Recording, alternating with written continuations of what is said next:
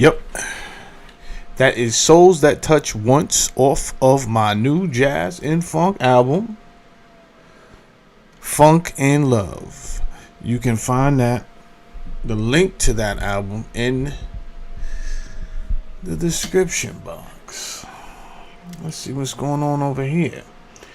All right, we got a couple of people. We got a few people in the house. It is early. I don't like to start too early on Saturdays. Now, if you're here to hear me talk about nigga nonsense, you're definitely in the wrong spot this morning. I won't be talking about Prince or any of these things. I want to talk about the sabotage of intellectualism in the United States, primarily. The globe, possibly. I'm working on some stuff right now. Thank God for the chosen ones, who everyone eventually sees as some type of charlatan. You know, if they existed during a certain time period, 17th century, 18th century, there's always one that comes out with a message that is not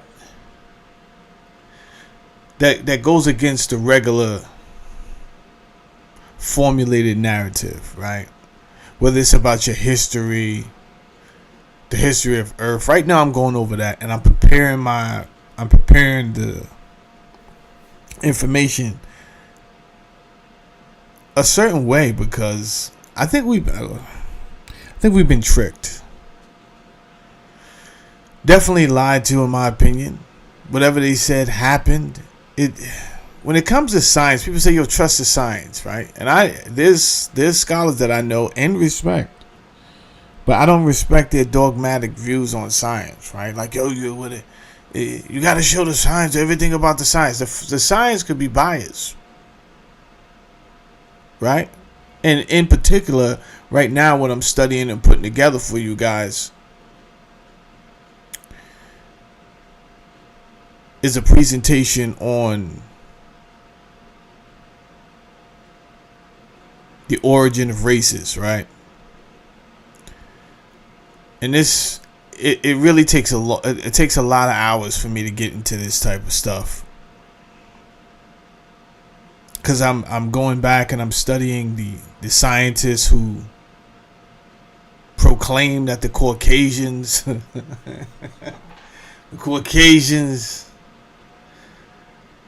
are the predecessors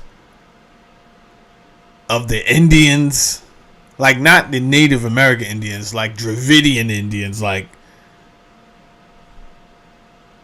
Hindu Indians, right? And then there was a whole conversation surrounding that about them being the true people, the Aryans. It got crazy. We're gonna break down all of that stuff, and as I'm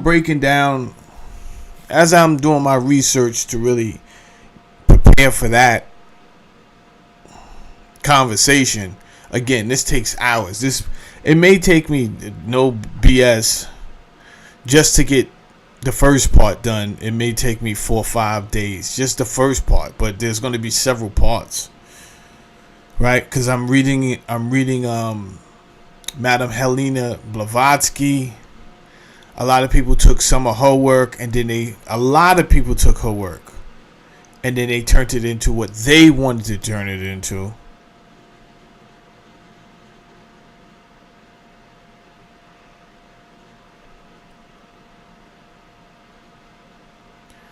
And the more I dig deeper into this, right, I give you an example. There's some science, peer-reviewed articles that are presented as evidence that the Caucasians are the predecessors of the Indians,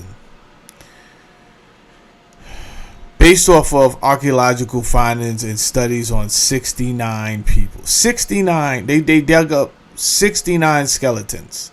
They had 69 skeletons And because they did some new type of mathematics on it, right?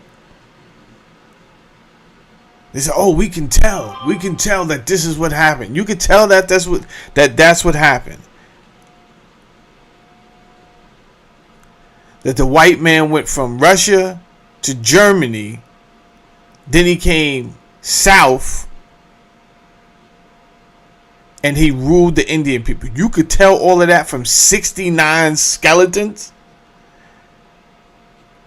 Need I remind you, the earth has been here for billions of years?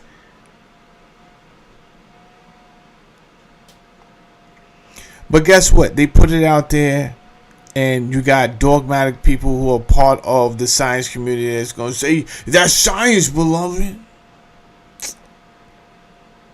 I got another study based off 18 skeletons. Another one based off 18 skeletons, and then they present this as if we all have to believe it after they say it. So as I'm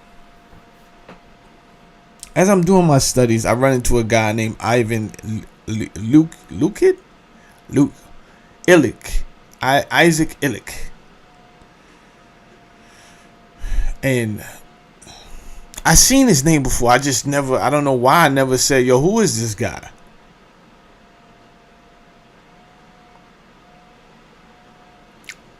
See some people in the house. Yeah. I'm not talking about none of that today. See some people. Yeah. This is a different conversation, beloved. See some people. I could tell from the names y'all want me to talk about Prince. We're not doing that. It's not even a channel based off of that type of conversation. It's not. Even you could tell that by the way I presented my questions. I was just trolling. I'm done trolling. And I don't know if I'm coming back. I might not.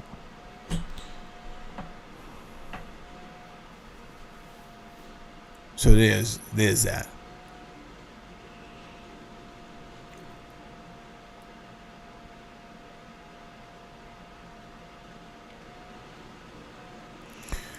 Now, continuing on, I ran into this guy. Let me put him up here.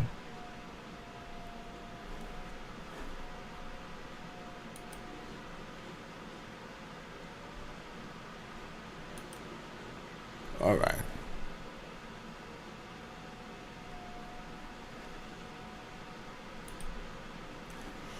Ivan Illich.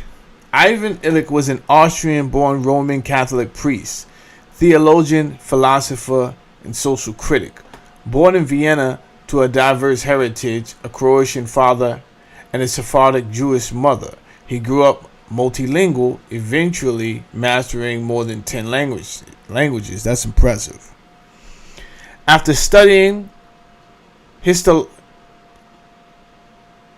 theology, I doubt this word is right, philosophy, he was ordained as a priest and moved to New York in 1950, serving a largely Puerto Rican parish in Washington Heights.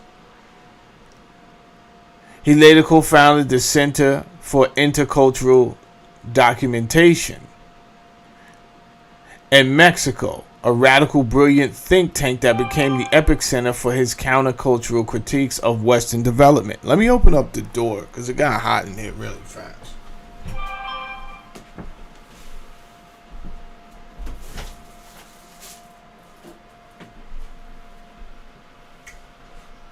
All right.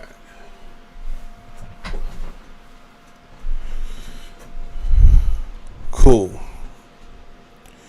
Now, I do look at my demographics and I see I have a heavily older crowd. Hold up. I didn't want to turn the volume down that much. It's crazy. Give me a second.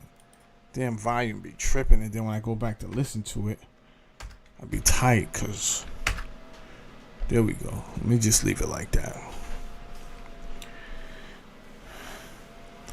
Now, let me tell you why I'm doing this show. Because I'm telling you, you're being tricked. And I got a lot of content coming. A lot. So, what they've been doing over the past few decades is dumbing down the people, slowly dumbing through various means, in my opinion. Sometimes it is the food, sometimes it is the water, sometimes it is the inoculation, in my opinion. Sometimes it is their framework on how the curriculum, on how they teach, and I'm going to go over that today, right? Sometimes it is mass distraction, right? Find out what the people into, flood them with that, right? So if they into certain type of music, flood them with the stupidest music that we can get, that we can allow, right? So it is a full campaign to dumb you down. And the reason being is when they really start to do certain things, you would not only see it, that you wouldn't even care that if you did see it. So there's some things going on right now that I've been paying attention to. But again, I'm a highly intelligent person. I don't expect the rest of the world to be able to see the things that I see. There's only a chosen few that can see. Now, out of that chosen few, some of them are already on the payroll of the opposition. So many of them don't care. You understand that we're in the survival of the fittest mode, where we're actually watching the erosion of yesterday, the erosion of whatever this world was presented as. It won't be here in 15 years. It will be something totally new. But again, this earth has been here for 1 billion years. So anything that's going on right now is not new. I just wanted to share the information because at this time, in this dispensation, we are experiencing the creation of a new world order indeed. Indeed. In fact, they're doing it so strategically. It is amazing. But I'm not really surrounded by that people that can comprehend what's going on. So many look to me and they appreciate me because for whatever reason I see it. And then they come to my channel so I can explain it to them and show them what I'm seeing. Right? Every once in a while I may trick the algorithm and people think that I actually want to talk nonsense. What I call nigga nonsense. I don't. Just to burst your bubble. I just only do that so that I could get you over here in a honey trap and then expose you and enlighten you to some truths. So there it is. If you do want to unsubscribe, feel free to do so. You understand? I was never trying to get rich off of YouTube. I was only trying to trick you into learning. That is it. That is it. To show you what was real and what was not. What is real is right now they are, and by they, there are groups of individuals who are utilizing science to change what we know as understanding, truth. For example, when I say that, you say, I don't really know what you're talking about. All right, bust this. You understand that a man and a woman have to consummate, have sex. A man and a woman have to have sex to have a child, right? Well, there are entities working right now on that not being the truth. On a male, on scientists being able to use male embryos, male and male cells to create a child. That's what's going on right now as we speak. So I started to read, because I read certain science articles, and then all of a sudden now I'm realizing that they're writing that, hey, the Y chromosome disappears in a person. This is the same chromosome that predicts that whether, you either get XX, which is female, or YX. The YX chromosome is you have been chosen to be a male. I have been noticing that whatever, I don't know what to call it, but there has been some type of campaign for us to no longer acknowledge Roby's in the house. All right, my tribe has found me. I'm here. YouTube tried to do something funny. But my people are coming in. Thank God. I don't know what was going on there a second ago. YouTube was trying some funny business, but we're going to have an intellectual conversation today. We're going to have an intellectual conversation for the next 14 days. How about those apples? Because that's what it takes. But let me explain this. Why you guys are paying attention to absolute poppycock, absolute nonsense. You can count on your boy to keep one eye open, right? It may seem like, oh, he's lost in this. I'm not lost in the sauce. I'm just trying to recruit more people, right? And it worked. I got 400 people over here in the last 28 days from rolling around in the mud. It hurts. It hurts my mind to indulge in such ridiculous conversations, low-level conversations. What do I care? What do I give a shit? Huh? My salary pays over $100,000. I live in a gated community. My daughter's in 8th grade and college at the same time. My wife brings me breakfast without asking. What the fuck do I really care about what happens in nigga territory? Do I care? I don't.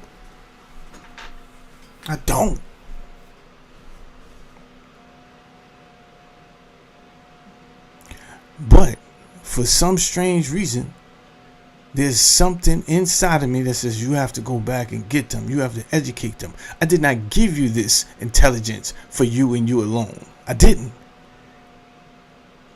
So do you accept the task, no matter how aggravating and frustrating it may be? Do you accept the task of being one of the ones down here? And I say yes. All right, here's your task. Now go get them. So I'm here, people, on a Saturday morning, talking that shit. You understand? Hit the like button when you come in.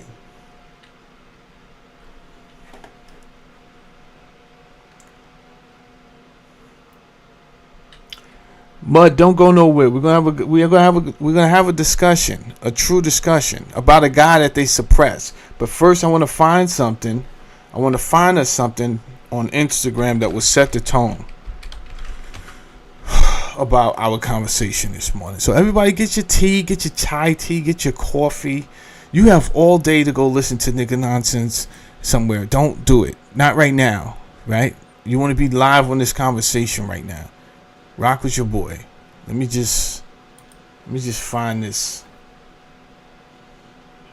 Where's it at? It's right here. I'm gonna find it. All right, I found it. All right, you ready?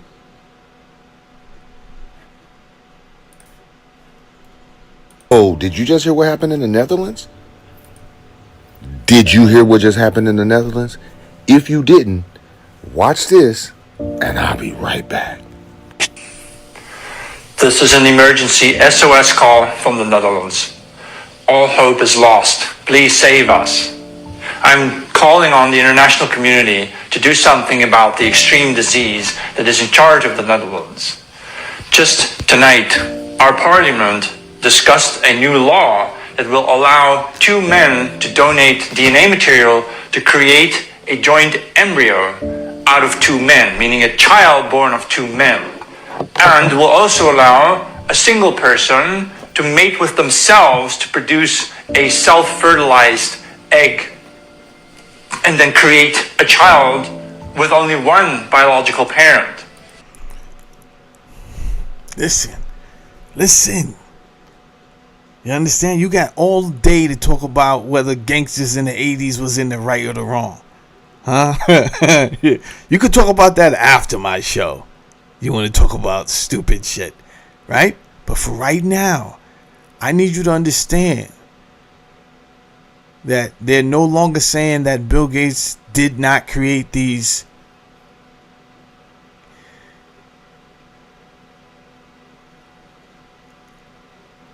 what do you call it? Bioengineering mosquitoes. They're no longer denying that.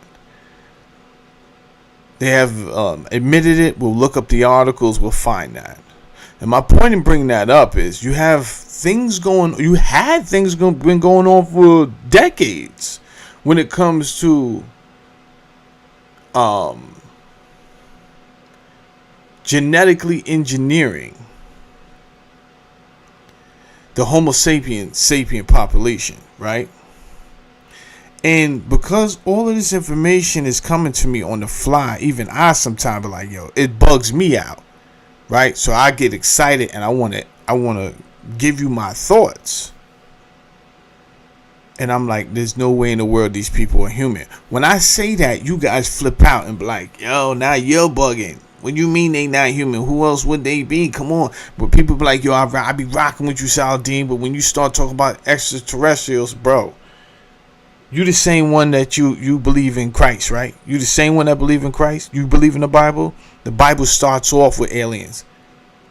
So why, if I'm telling you something, you just say, yo, I can't rock with that, I gotta go listen to no. You don't want to hear it. It's called cognitive dissonance, bro. Work your way through it. Work your way through it. Because you don't know what you're going to learn. That may help you out and see what's going on. These people are doing everything opposite of what we would do for sustainability. How do you have an elite in control that would do everything opposite? I read an article or seen a video. I know I don't want to just be saying stuff. So what I'm telling you right now, I can't remember whether I read the article or seen a video. However, it did involve live chickens being killed while Bill Gates was out here creating fake food, Beyond Meat, this, that, and the third. So when I say they're doing everything in existence to that would be the opposite of our sustainability. This is not stuff we would do to carry on our legacy. This is nothing we would do to be like, okay, I had a child and my child had a child, and now I have to do what I have to do as an elder to make sure that when I die, because I'm closer to death than I am to birth, that when I die, they have the plans in place to carry on civilization. We have given up that authority to a government, and yet we claim this is a democracy. This cannot be a democracy because democracy is power to the people. The people in this scenario have no power at all. We just don't want to acknowledge that. We have no power at all. They came into your children's classroom and asked your kids, are they confused about their sex? Listen, your kids didn't even make it to the 7th grade where they would have these conversations about their body, anatomy, sex education. No, they're doing this in 1st, 2nd grade. You understand? Do you understand that rental cars charge you an exponential amount of more money when you rent a car when you're under 25 because your brain hasn't developed yet? That's just behind the steering wheel. So regularly, if that car was $89 a day, you're paying $300 a day because they're like, we don't know what you're going to do in this car because you're young. So if that is the case, why would you think it a great idea to go into an elementary school and ask these children, are they confused about their sex, when that part of the curriculum did not even come up yet? Like, what are y'all doing? And then what I'm telling you you're doing, but I only have a certain amount of hours a day to do it. So I not only have to come up with the topics, I have to get informed about the topics, and then I have to be creative enough to present it just to get you to listen to the topic. It's a lot, beloved. It's a lot. Right? So you can hit the Cash App button or that super chat. You can hit it. Because I think I've been modest. But as I look around at a lot of YouTube channels, I'm going to be very honest, very blunt. I can't see a lot of people that could fuck with what I bring to the table. I can't. And I know the F on that was rather strong. My apologies. But that's my emotions, right? There are some very good content creators out here that I do appreciate. Even if they swing and miss, they still bringing something to the table. I love Kim Iverson. You understand?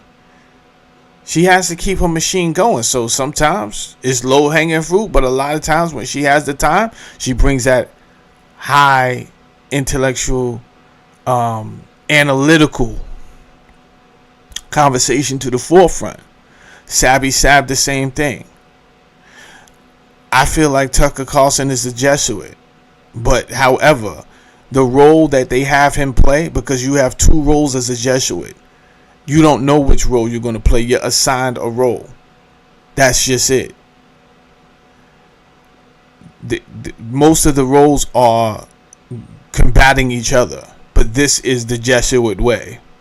I have spoken. This is the way.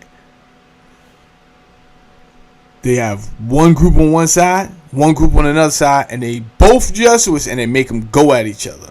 This is called organized chaos. It was never intended for you to know these things. You understand? This is real. This is not conspiracy. This is what's going down, whether you want to accept it or not. But bigger than all of that, let's get back into this story here with Franz that's on the screen here. He looks nervous, as he should be, because what this is doing is not only eradicating what we knew as life, right? Remember, I always say 1 + 1 is 3, and a lot of people say, yo, what you mean by that? And the best example I can give is not the only example of 1 + 1 being 3, but it is the best example of, and it's really, when you break it down, it's just two things that create a synergy, that the synergy is going to create something totally different, right? So, on this planet, there's usually a man, and then there's a woman. They meet each other, they have sex, they have children, and then that is their family right there. At one point in time, the man would stick around to protect the child and the mother. It's a new day and age. People do what they want, but a lot of the population now doesn't see the necessity of the family, which is a horrible thing.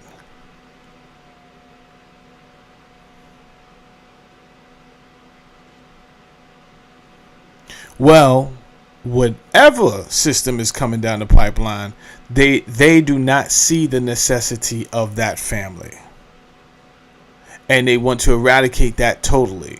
Now, why would me and you do something like that? Why would they do something like that? It could be a couple of reasons. It could just be the population is too high. We cannot sustain. There's not enough resources, food resources, right? People that know how to do things. There's not enough people that actually know how to carry on the traditions of yesterday. Mechanics, electricians, excavation. Like, there's so many moving parts that we really do need people, and the dumber and dumber that people became, they are no longer able to fill those roles. Now, what do you do with society after you clearly can see that we're declining, and that the next 2 decades, these people, 3-4 decades, these people won't be able to sustain because they don't have the mental capacity nor the skill set to do so? What do? Well, in my opinion, what they're doing is they're just rerouting, they're changing everything to bring everything down to a lower standard so that we can keep on going in the right direction. So in the next 14 days, on my channel, you will be hit with a lot of content of yesterday, because yesterday will tell us why we're here today. Let's finish listening to this guy. And the plans usually never kick off in America. They usually kick off in Australia, somewhere in Europe. They never kick off here. And then what we do is we slowly implement those into our framework of governance. Like we're slick. Like there's not a guy out like me out here paying attention. Now I'm paying attention, beloved. Hit the like button. Subscribe and drop a super chat, bro. I don't care. $5. You understand? I spend a lot of hours on the work that I do. When's the last time you paid for a CD? Remember you was running around paying $17 for a CD? This is one of those shows. You could give. Don't feel like It's not worth the $10. I'm telling you it's worth the fucking $10.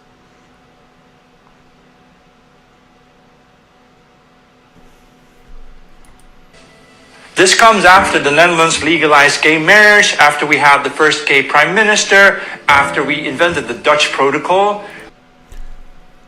A lot of homosexuality has been put into the atmosphere, right? But these think tanks make it so that if you push back as a conservative, someone who values the model of your parents that were heterosexual, your grandparents that were heterosexual, your culture, your clan, because you have culture, right? So you're like, yo, I don't really subscribe to homosexuality, which is different from I hate. Yeah, the word hate. Like, you're not saying that. You're not showing any signs of violence. What you're saying is, I don't subscribe, nor do you have to. It is your right, right? But the climate that has been designed is, well, wait, you're saying that you don't subscribe because you're homophobic? And then it's like, whoa, who brought that? These people are professional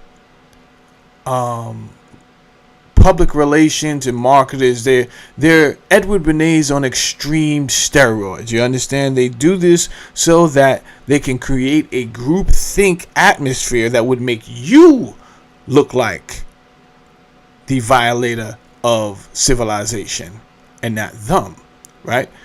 This is very intelligent. This is very smart. You need someone like me that not can only see it because you can see it. However, do you have a YouTube channel? Do you know how to articulate it? Do you take the time to do that? You don't. That's why I said I'm worth the money, bro. So drop the super chat and knock it the fuck off, bro. Humility will get you only so far. But once you look around and say, ain't nobody else telling y'all shit, where y'all gonna get it from? You dying to have an intelligent conversation and can't find the one. Because they really want you to be dumber. That's all they showing out here is lies and just low level, low frequency conversations. How can you? The Bible say man cannot live off bread alone. You cannot sustain. You as an individual, you cannot sustain like that. You can't, bro.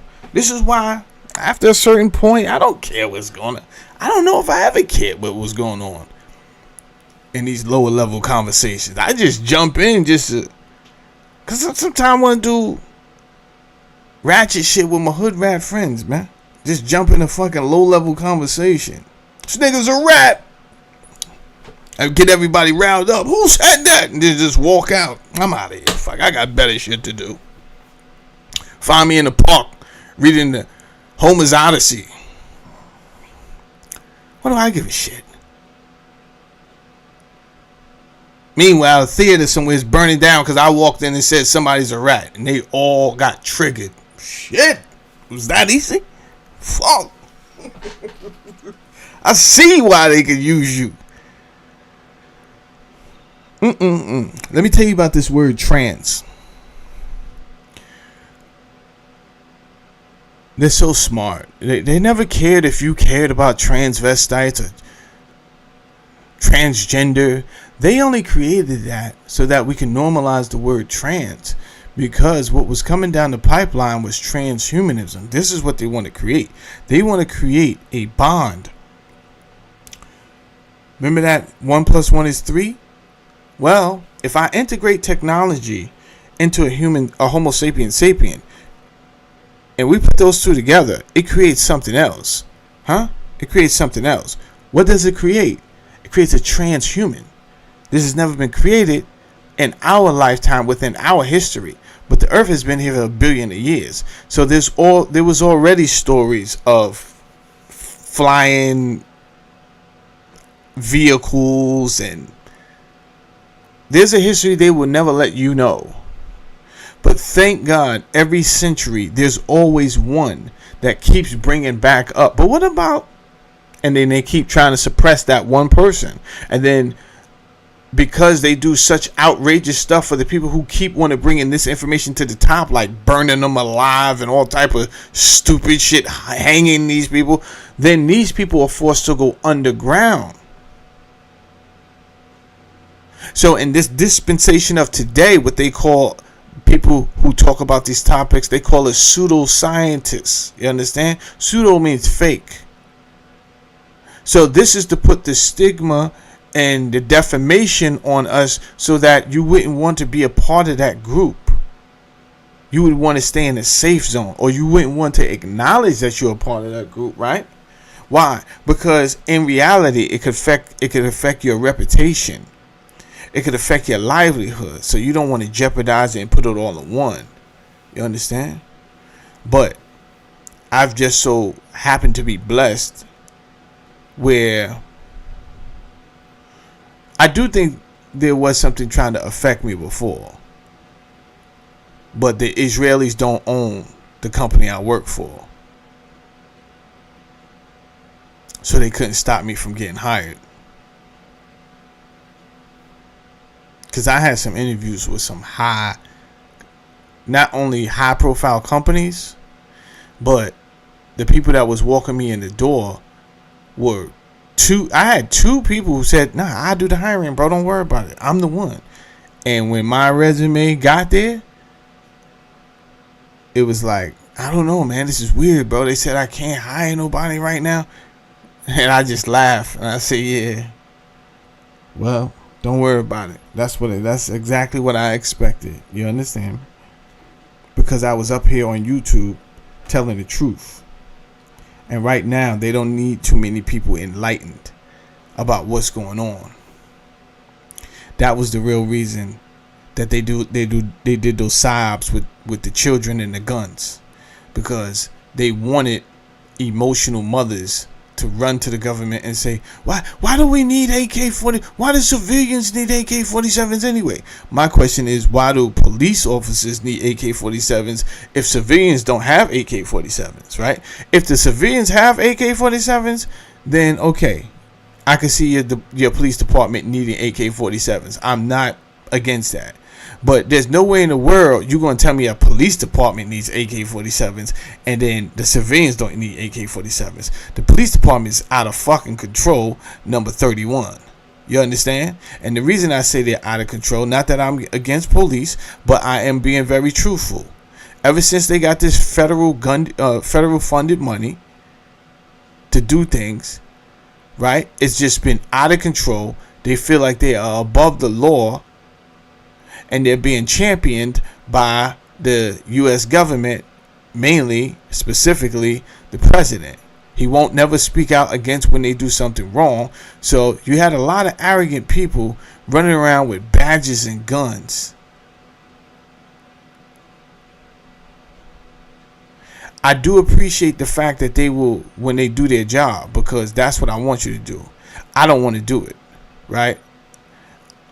It's not a matter if I will do vigilante justice, but you actually applied for the position of a police officer. So you're supposed to be out here sweeping up the criminals. That's your job. Even if I am in violation of one of the ordinances of in the crimes, I don't give a shit. That's your job. Do your job, nigga. Because if I decide to step back into crime, I'm gonna do my job as a fucking criminal. I can tell you that. So I need you to do your job, but I also need you to follow the fucking rules and the regulations, because the moment you don't, it don't make you no better than the people that you're trying to apprehend. And I'm gonna just need you to have a little bit more integrity with that position. You understand? This is not some fucking bullshit ass job where you could just forget that you have integrity.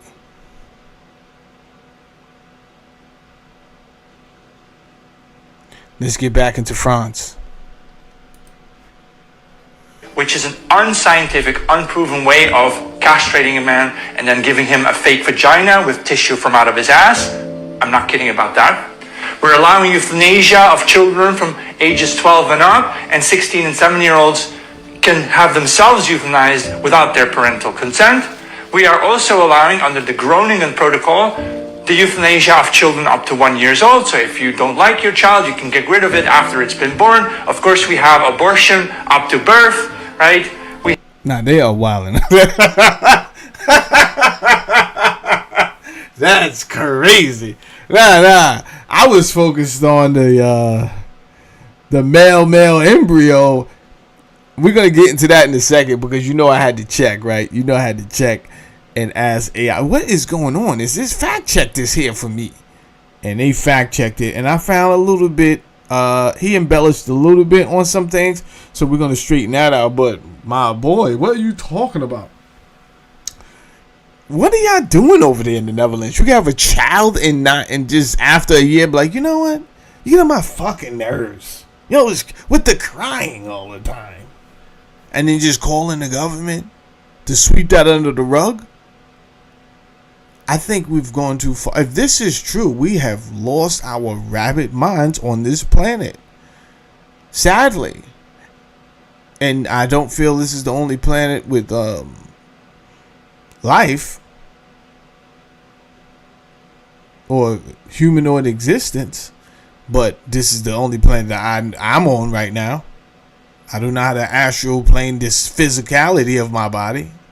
I think I know how to astral plane. Who knows? I could be talking some fake guru shit when I'm out here astral planing. Maybe not. I don't know how it works. This is crazy. We have the world's first pedophile party taking part in our elections. My God, I can't do this anymore. I wasn't born to grow up in this Sodom and Gomorrah of the world. You know what's crazy?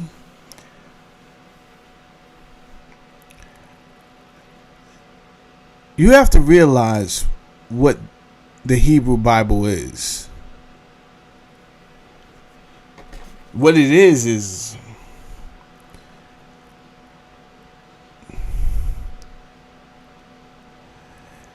a fragmented story put in back, retold from a certain group of people, right? And they took certain parts, the parts that they could remember. It must be 12 o'clock because this stupid alarm went off. You guys give me a second. I don't want that to be in the background. Hold on.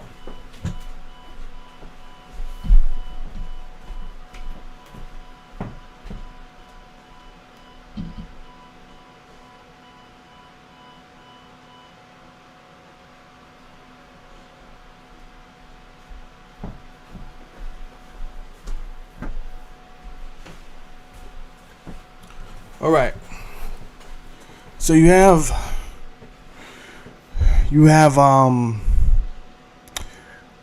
the Hebrews, who have three different identities, if not four. They're known as Hebrews, they're known as Jews, they're known as Israelites, and now Israelis, now that we gave them land in 1948. That's like four different identifications with four different characteristics. Anyway, when they retold this story, they were telling the story from older civilizations, but through their own language and from what they could remember. And then, to be honest with you, my mind, come on. The Septuagint, the Greek translation, who knows what was lost in the Greek translation? That's when you get your first written text of this Jewish Bible, which is the Septuagint. So it's going through several means of telephone. It wouldn't be until too late, to be honest with you, where people would realize, wait a minute, these are stories from older civilizations, the Sumerians, the Babylonian Akkadians, the Assyrians. It makes sense that these stories came, that the Hebrew people, who today we call the Jewish people, it makes sense that they told these stories because these were the same civilizations that had them under captivity. So what they would do is take a little from this. We're going to take some stories from the Sumerians. We'll take some stories from the Babylonians. We'll put them all together. However, these stories already had older stories. God knows where they got it from. So you're talking about already 4,000 years ago.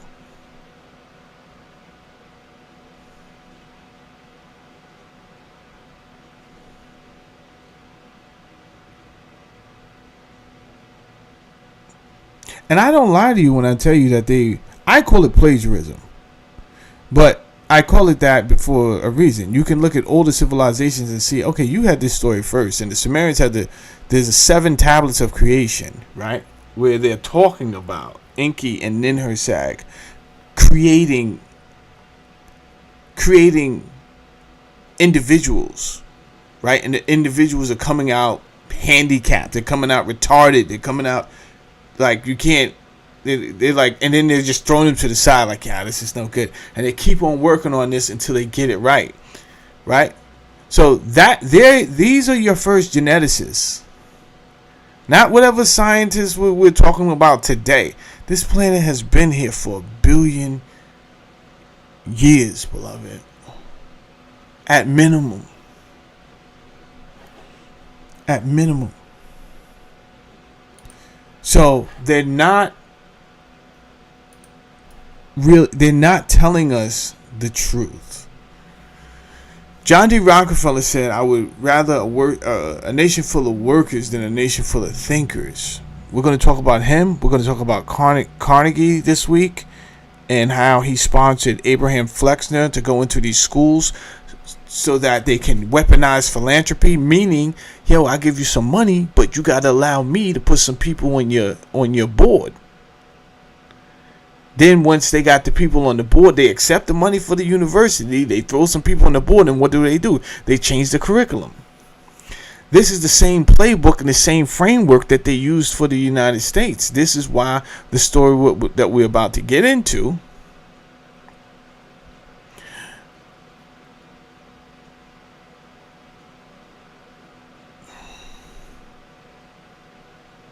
I had to watch in real life with frustration, working in the school system, right? Now, I probably taught every grade from kindergarten to 12th grade.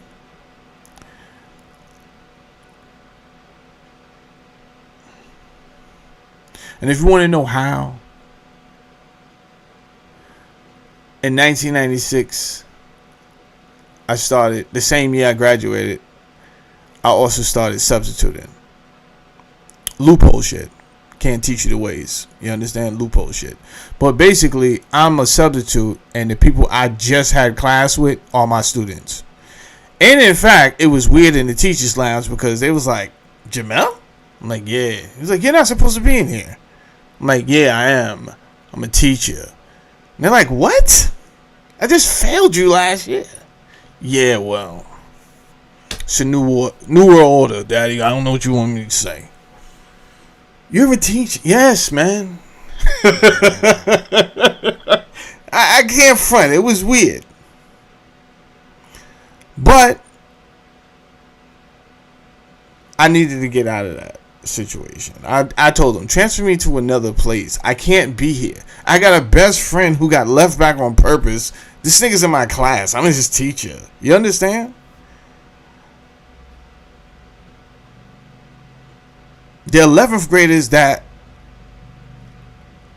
I was hollering at last year or now 12th graders, and it makes me look crazy because she's 17, I'm 18. I should be allowed to talk to her. However, it doesn't give the same vibe. It gives, yo, I'm talking to the teacher vibes. I need to get out of here. So then they sent me to middle school. I was like, thank God. That was crazy over there. I don't need to be in the same school with the people I'm hanging out with, teaching them. I can't teach shit over here. It wasn't until middle school was okay. Middle school was more, I was there to keep the school in line, right? Because that's the age the kids start feeling themselves. And it was more like, yo, that felt like working in a group home. Middle school felt like working in a group home because I was doing more threatening than I was anything. Yo, check this out, bro. We could turn out the lights and I will fuck you up right now. What's good? Right? You got to do that shit every day for them to respect you. Then finally, it'd be crazy. Right? Then I was like, I don't come to school for this every day either. I was like, get me the fuck out of here too. Then they sent me to elementary school. Finally. But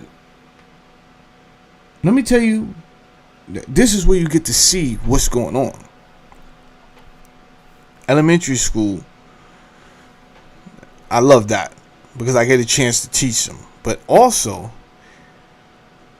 it was kind of sad and it was breaking my heart because I got there and there was kids that was already in the 5th grade, but they didn't know how to read. So they told me ahead of time, listen, they pointed out the ones that don't know how to read because they didn't want me to pick on them because the class is going to turn up if I picked on them or say I had something going on, which I never did. I never really had something with like, yo, you come up to the class in the front and do this. That wasn't really my style. But they just wanted to make sure that wasn't my style because if I pick on this wrong person, they're going to turn up. And they did. And they did not know how to read exactly. And some of these people, these is little kids coming to school with fucking MCM belts, Louis Vuitton bags, hairline crispy than a motherfucker. You understand? This nigga cannot read the cat. It is crazy. You're in the 5th grade. I'm not mad at him. I am mad though. Who should I be mad at? Who should I be mad at? I'm not mad at you, young man. What the fuck do you know? You understand? You come here, they all give you attention. Everybody's on your body. Oh, look at him. He's so cute. He got the little... Alright, cool. You love it. But you don't know. Nigga, you're headed to jail. You don't know that.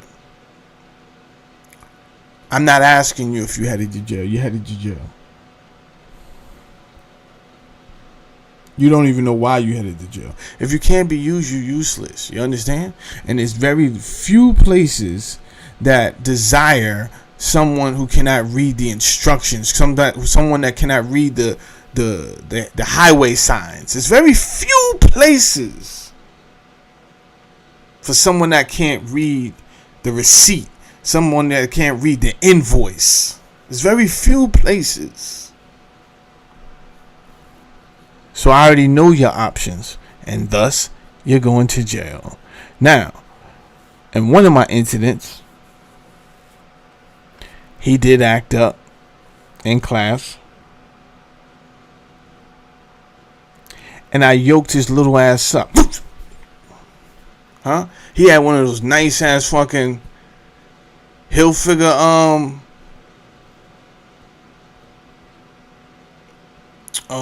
what do you call them joints? The rugby. Shout out to fucking Grand Pooba.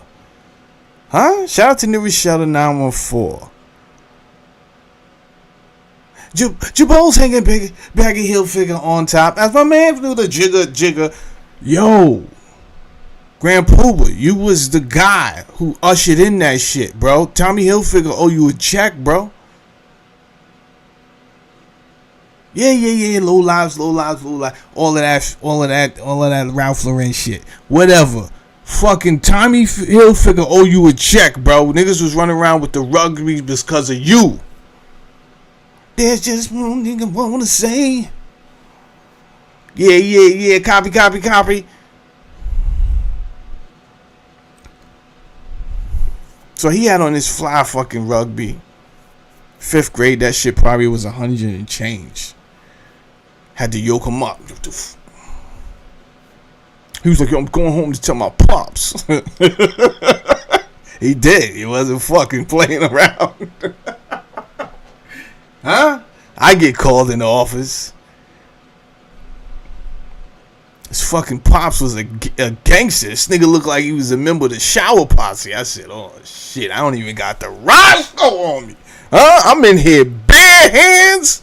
Did y'all check this nigga before he came into the meeting?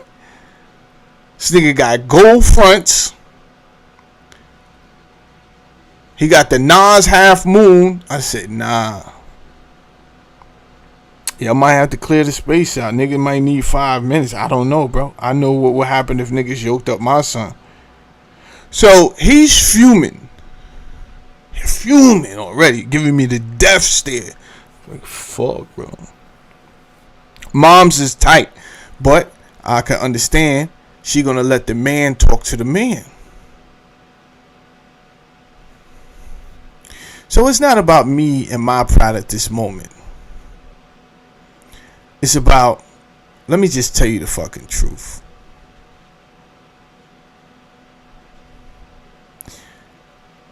And I start off the meeting like, listen, I was wrong. I should not have put my hands on your child. Just to de-escalate that.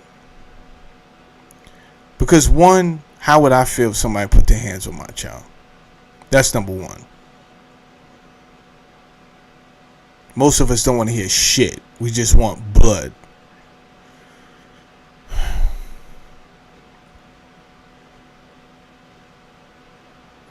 I forgot verbatim what I said. So I'm gonna summarize what I said to y'all that I said to him.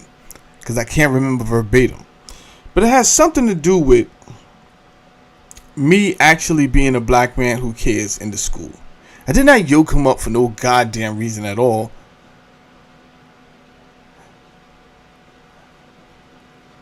I really yoked him up because I cared, which was true. I don't like the direction you're headed in. And I had to be painfully honest and say your child doesn't even read and he's graduating this year. And I said, you know something? They're going to let him graduate this year. How about those apples? He's not getting left behind. He's not getting left behind, bro. Why would he? They didn't leave him behind in the 2nd grade when they noticed he wasn't stepping up. You know why? Because these people in government devised a plan that said no child left behind. You thought that was a good idea. That's a bad fucking idea. No child left behind. Push him. Let's go. And you say, yeah, Tyrone's in the fucking 4th grade. My baby. Your baby can't read. He doesn't know mathematics. Let's just keep it 1,000. He's not curious with science. This is the most dangerous recipe for a docile human being, and we got millions of these motherfuckers being created every day. This is a setup.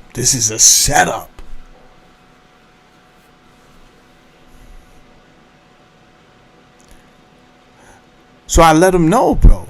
Listen, he's headed to jail, bro. I'm trying to keep him out of jail. I had to ask him a serious question. Presented all the information I'm giving you guys now. Long story short, by the end of the meeting, he said, listen, Mrs. Saladin, you have the permission to put your hands on my child anytime you feel. Now listen. Easy to start. Easy, beloved.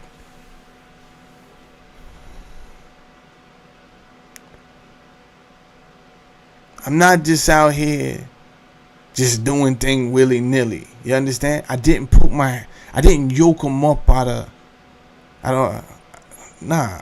But he had to know there's a place in society for children and there's a place for adults who are trying to help you.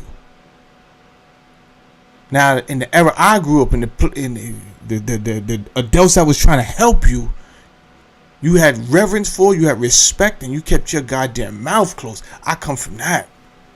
So there's no fucking smart, snotty-nosed young 5th grader that's gonna talk all this stupid shit to me and you can't read, little nigga. Chill out. Chill out. I'm here for you, but you got to chill, bro. I didn't have no more problems out of him for the rest of the school year. I just give him the look. Yo, bro. He just give me the smirk. Alright. You already know. I don't even gotta pick up the phone. Pop said just do what I gotta do. Knock that shit off. Yeah, yo, chill. Alright. Just knock it off. That's all I'm saying. Right? Now, I want to get into a guy. I just found out about this guy. So I'm gonna start the show over. Hit the like button, because we're gonna have we gotta have intellectual conversations sometime. It can't be all stupid shit. That's what they want. Right, so I appreciate everybody that's in the building right now. You understand? Hit the like button, hit the hype button, whatever you need to do to get more people in this conversation. It's a Saturday morning, you know what I'm saying? I'm probably only going to be here, another hour, rocking out with y'all. Right? So, this was an Austrian-born Roman Catholic priest. If you missed the opening, he was born in Vienna. However, he did some studying. And after his studying, he moved to New York, where he served in a parish, a priest, in a largely Puerto Rican parish in Washington Heights. Washington Heights is not largely Puerto Rican. So, I don't know if they're giving me the accuracy on this. Washington Heights, but this is also the 1950s, so this could be accurate. You understand? 1950s could be accurate. Right now, Dominicans run the fucking Heights. That's neither here nor there. He later co-founded the Center for Intercultural Documentation in Mexico, a radical, brilliant think tank that became the epicenter for his countercultural critiques of Western development. All right. Ivan Illich. So I'm like, why the fuck didn't I know Ivan Illich? All right. So first, the way my slides are set up, I set them up in a way where I think I wanted to talk about, things in sequential order. So let's talk about homogeneous age grading, a flawed model. Now, when I first heard that word was a big word to me. And I don't want to drive any of you away by talking about things that I have not yet explained or you don't know. That was one of the things in school that I found out. Like when I started teaching, I would say things and I would pay attention to the people's faces.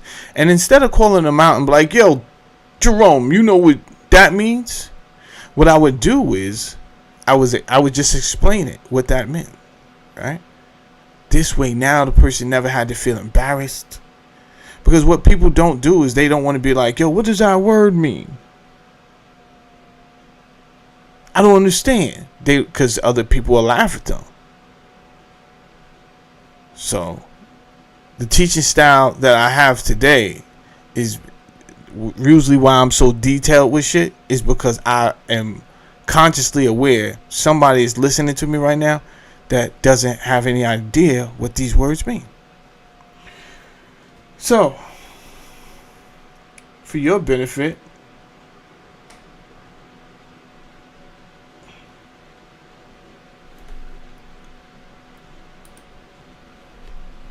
let's get AI involved.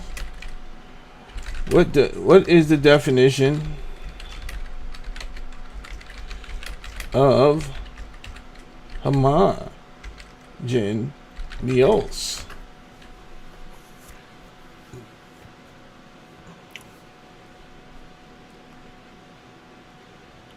So, at the end of the day, it means identical, similar, right?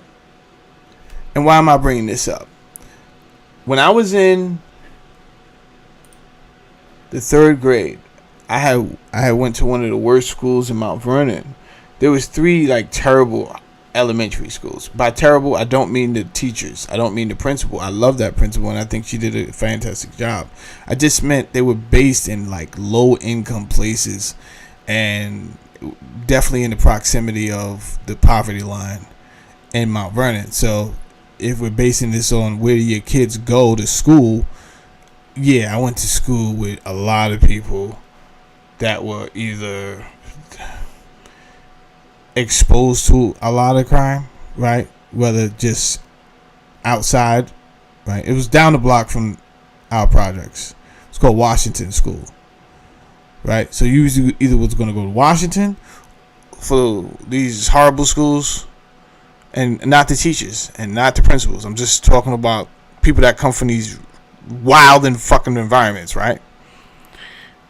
You had C.C.H. Parker, and he had Robert Fulton. Like, those schools are going to make you tough. We got 11 elementary schools. We have 11. If you ended up in those fucking schools, good God. Nobody wanted to go to these schools. They're just going to learn everything except what you're supposed to learn. Shit was crazy. However, one day I'm in class in the 3rd grade, I remember, and they came and got me out of class. And they said, you're going to a new class. Now, I didn't want to go to a new class because it was a girl. 3rd grade, no bullshit. I could tell you her name, but she's married now. I don't want to fucking make her husband feel away. Yeah, you talk about my wife online. Like, nigga, I didn't even know your wife. I knew her, but you didn't know your wife back then. She was in the 3rd grade. But she had Hawaiian hair, right?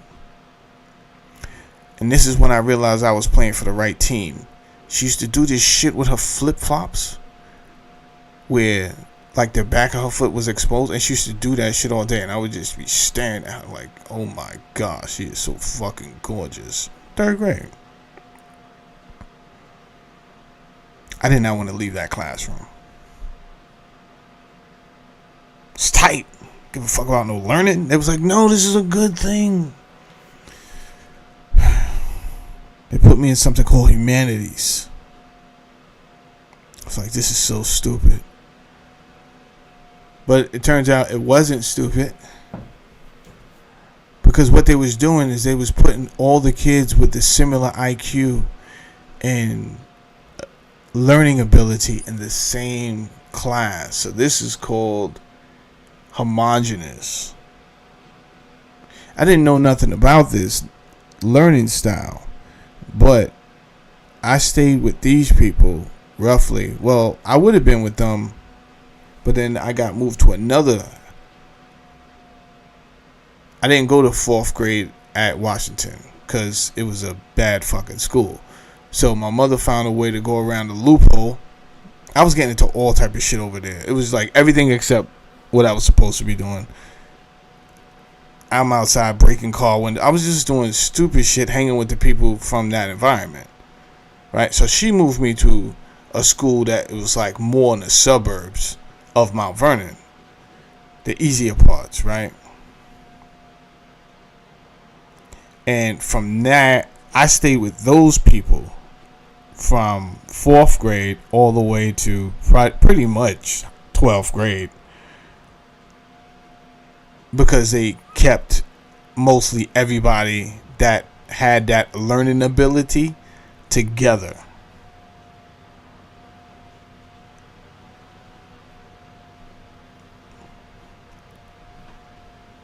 So it was the smartest nerds from the city. And if I'm not lying, which I'm not, it felt good, right? I didn't have to deal with no bullshit in the middle of the classroom. It was like 30 minutes, 40 minutes of learning. It wasn't like a lot of class clown shit that would ruin the entire, you know what I'm saying? You got 4 or 5 class clowns in a class. It was none of that.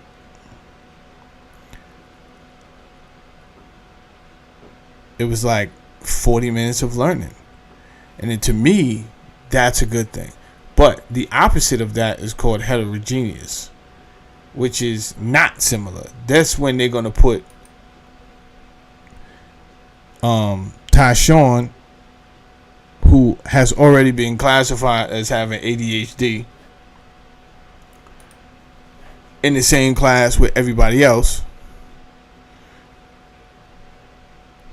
And there's not one Tyshawn in the class. There's like 5 of these niggas. Huh? And his counterpart, she has some ridiculous name. And she lives up to the hype just as well. She's with all this stupid shit. So I never really seen the value in putting all these students that are not compatible, don't have the same learning capabilities, or not, or the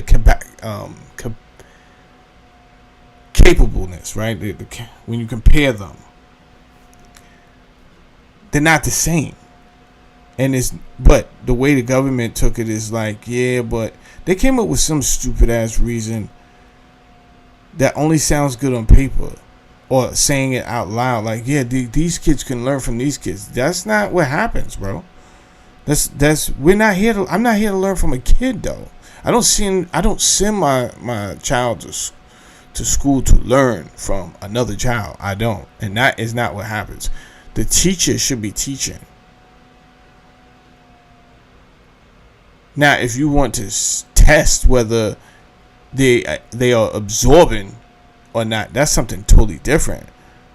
But this is a horrible idea. And in fact, most of those kids need special attention. This is a horrible idea that's going to affect everybody else. Because on some real shit, everybody here is from the hood. Everybody. So it's not like these are nerds that cannot turn up if they wanted to. They just fucking bright kids. At the end of the day, Tyshawn is pussy. So check this out. Soon as you got Malcolm frustrated, he is ready to pound on niggas. He's the biggest nerd in the class until you get him hyped up. That's what you didn't know. Now you put him in the class. He just wants to pound on Tyshawn. Tyshawn wasn't tough. He was just acting out because he can't read. He don't have the help. Malcolm actually enjoys this shit. Now y'all put him in the same class with him. You like, yo, Malcolm is acting up. Yeah, stupid. You triggered him now. Why'd you do this? Yo, if we wanted the Title IV money, they said that we had to adopt. Oh, so this is coming from the government. Heard you. You think they doing that shit on by accident? Or you think that shit is on purpose? It says modern education often relies on homogeneous age grading, forcing children through a uniform curriculum at a synchronized pace. For intellectually gifted students, this approach becomes a significant barrier, stifling natural acceleration and causing boredom and frustration. And then that's the other thing. Now, instead of going at a pace that is faster, Malcolm is wilding out because, yo, I know this shit already, bro. You understand? You could spend all that time on them when it comes to this. The orders for algebra and what's to do first. First, we're going to do the things in the parentheses. Then we're going to do, addition and multiplication. And then you could do that. But I'm flying through this shit, bro. What you slowing down for? No. Everybody don't get it. Because everybody don't supposed to be in this classroom. It's amazing to me how we could find money for all of this stupid shit. And stupid shit, I mean wars and all type of that DEI money was crazy when they did the audit and they really ran through it, and you was like, you had money for that? Operas, gay operas, and when you really, here's why I won't boycott Target. This is why I won't boycott Target, right? And I'm glad Target got rid of the fucking DEI shit. That shit used to piss me off because that's where I get some of my pants from. right? I get a lot of my clothes from Target. I'll go get my pants from Target, and I'll get a shirt from 145th or something like that, right? Don't nobody care about your pants. Target got the nice stretchy joints. I got the dad bod now. You understand what I'm saying? Target got those dad bod pants. Like, oh, this shit's just roomy. Oh. But in all actuality, when I went through the audit, that shit was for fucking homosexuals and people that was really into that culture. That's not my culture. You understand? That's not the same as me saying anything hateful. I didn't say anything hateful. I'm a heterosexual black man with a family who's proud to be a husband and a father. Did that sound like my fucking culture, bro? Like, knock it off.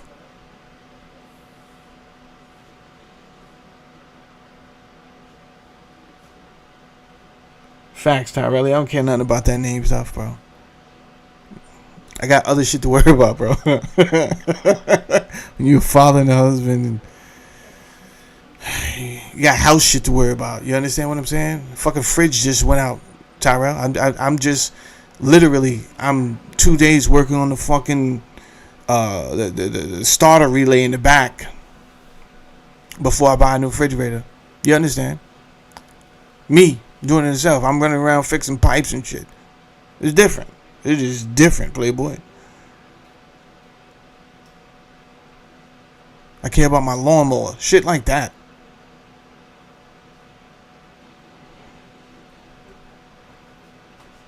My weed whacker. How to refeed my weed whacker.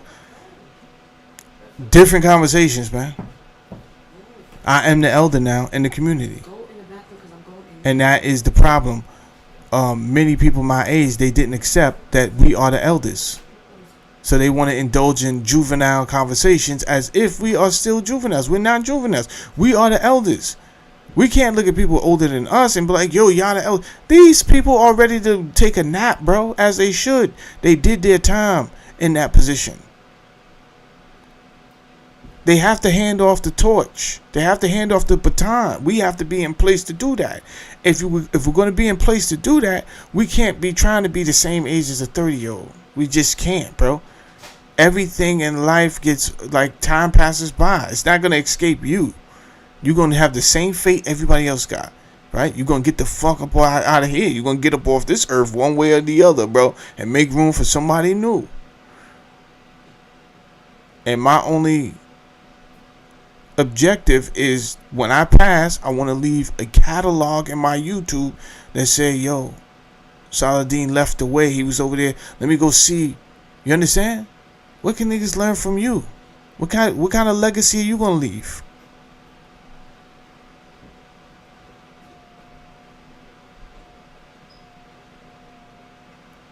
Sidebar, beloved. If the electricity went out right now, outside of robbing and looting, even if I gave you land, would you know how to reseed? Would you know how to create electricity? Would you know how to clean the water, filter the water? Would you know how to do any of those things?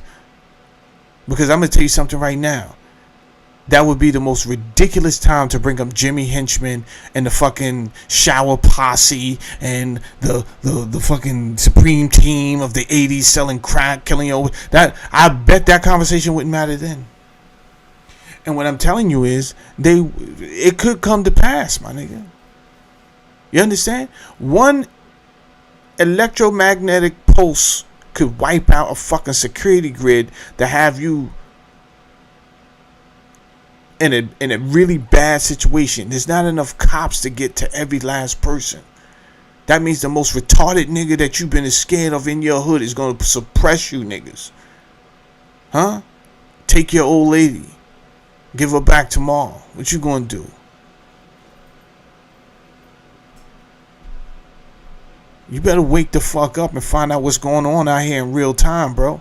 Change your algorithm cookies or something, nigga, because real shit is going down and you out here talking to some clown shit on the internet. I only get involved just so you niggas can come over here. Let me see what Saladin, he gonna bring up Prince. Yeah, come on over here, bro. I'm gonna bring up Prince. Come on, let's go. Let's talk. That's what you want to talk about? 80s shit when niggas was selling crack? Come on, we could talk about it. But before we get to that,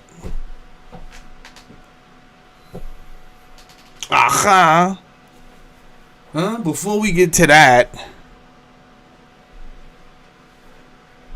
niggas is bugging. You can't see what they doing?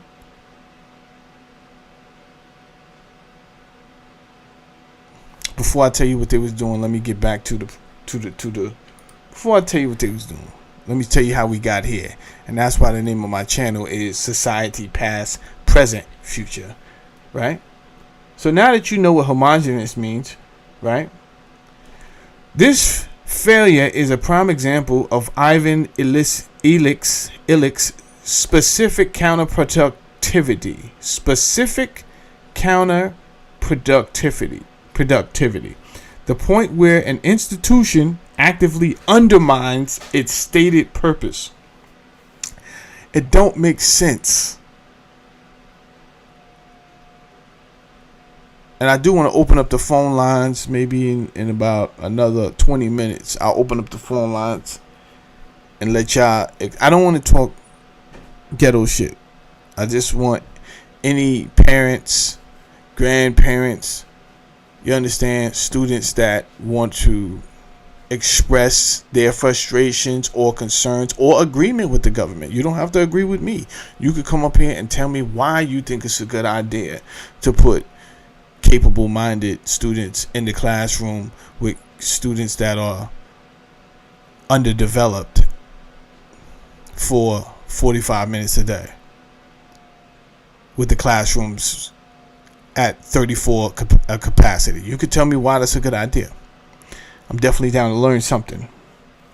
Illich argued that schools operate on the false premise that learning is a direct outcome of systematic teaching, treating education like an industrial assembly line. For many, the classroom becomes a place of confinement where intrinsic motivation is replaced by external rewards like grades and diplomas. Right. So I believe it.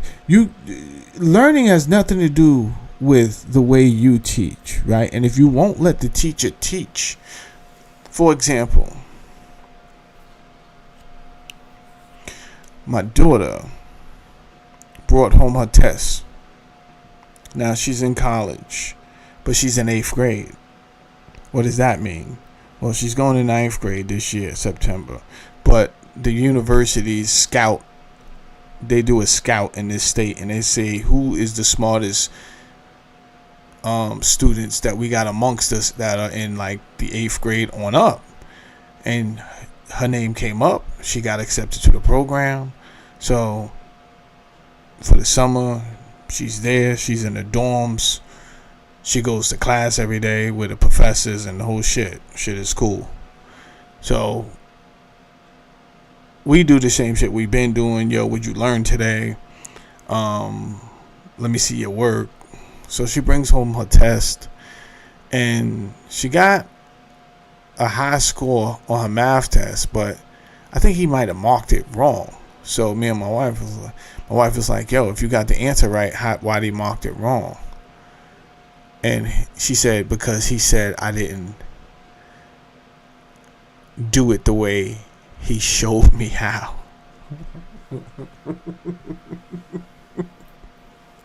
Now, let me tell you guys something. I'm telling you from experience, having done homework with my daughter, right?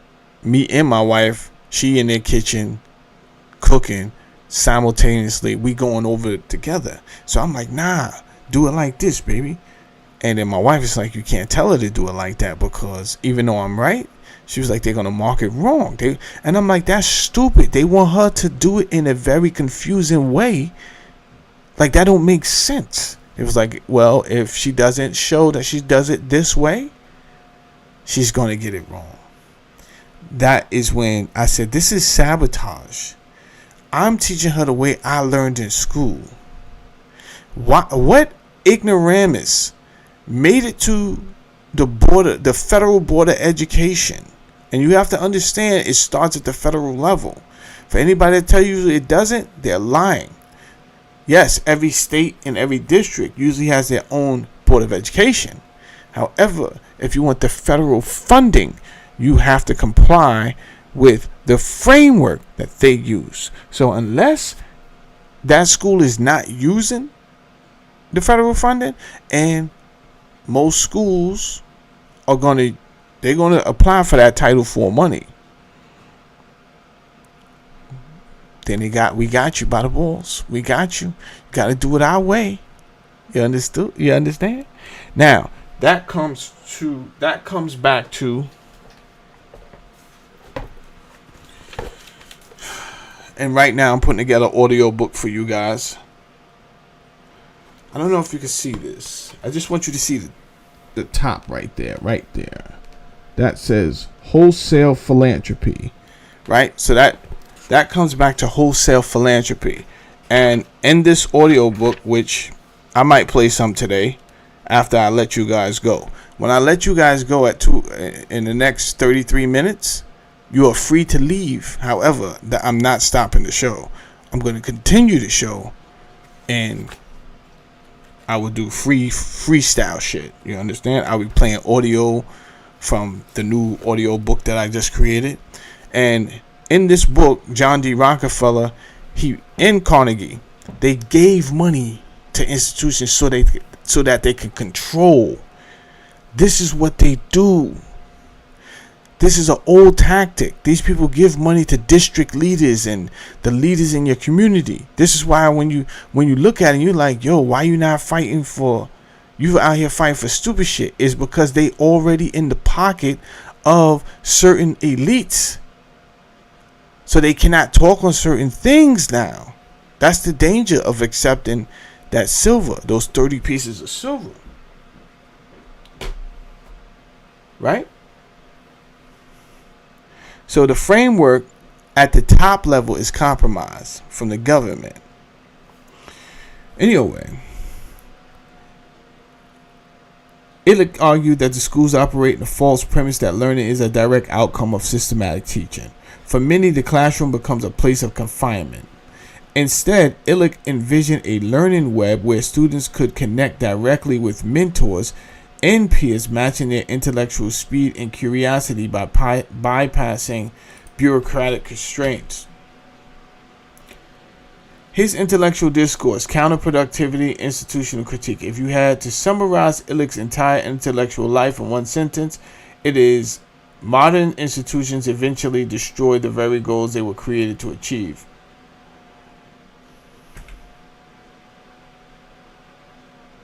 So he spoke about deschooling, and I want to go over that book, and I'll show you where to get this book at. You may want to read it yourself. You can get it online. You can read it online yourself. You don't have to go buy the book. This is why I said, give a little $5 to my page. Give a little $2. Damn it, give $1. But support this channel. I could sit back and say, yo, I'm too proud to ask for the money. No, you come over here, you learn anything, you have good conversation, drop a little $1, bro. I don't care if it's $1, I'll take it. Because God knows I put in a lot of hours actually learning what I learned and then coming back, presenting it.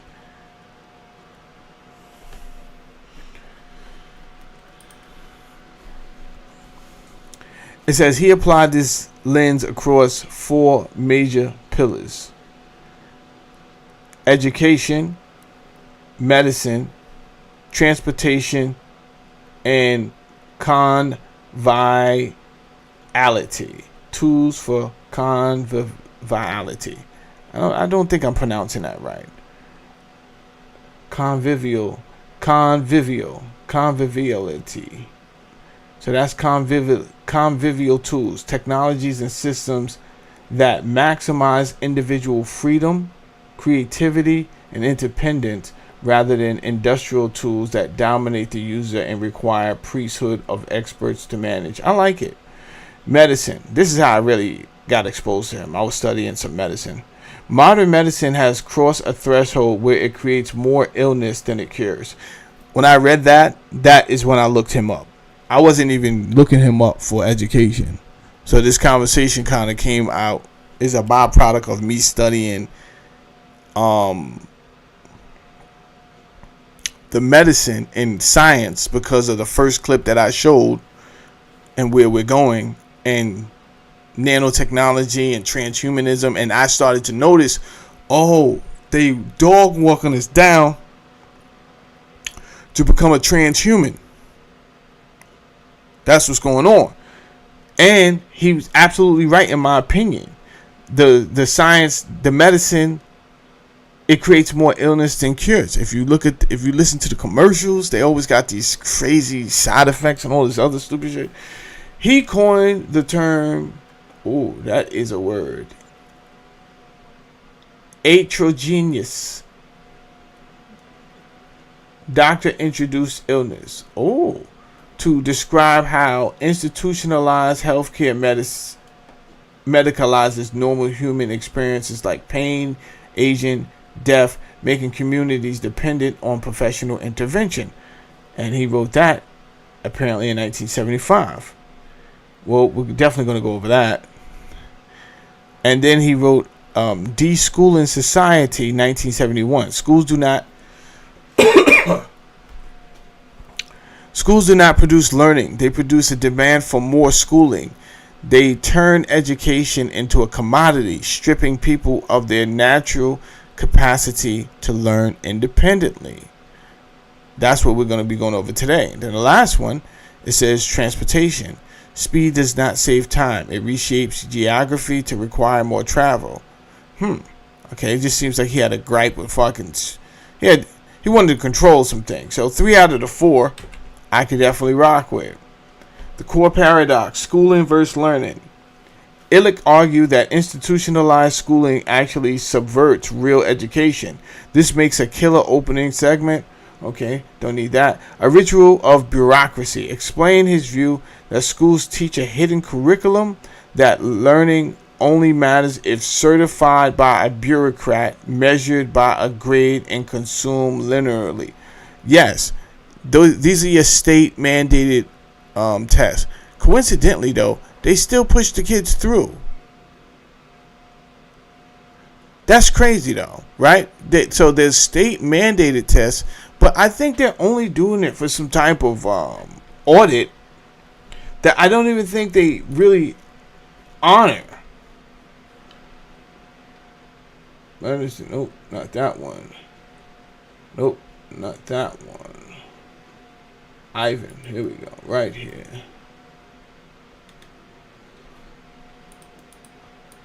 Alright, I caught this one online. This is Ivan. He says, why we must de-establish school. It says, many students, especially those who are poor, intuitively know what the schools do for them. They school them to confuse process and substance. Once these become blurred, a new logic is assumed. The more treatment there is, the better there are results, or escalation leads to success. Hold on, I want to open up the phone lines so that, because we are getting to the end of this particular show, and before I want to open up the phone lines.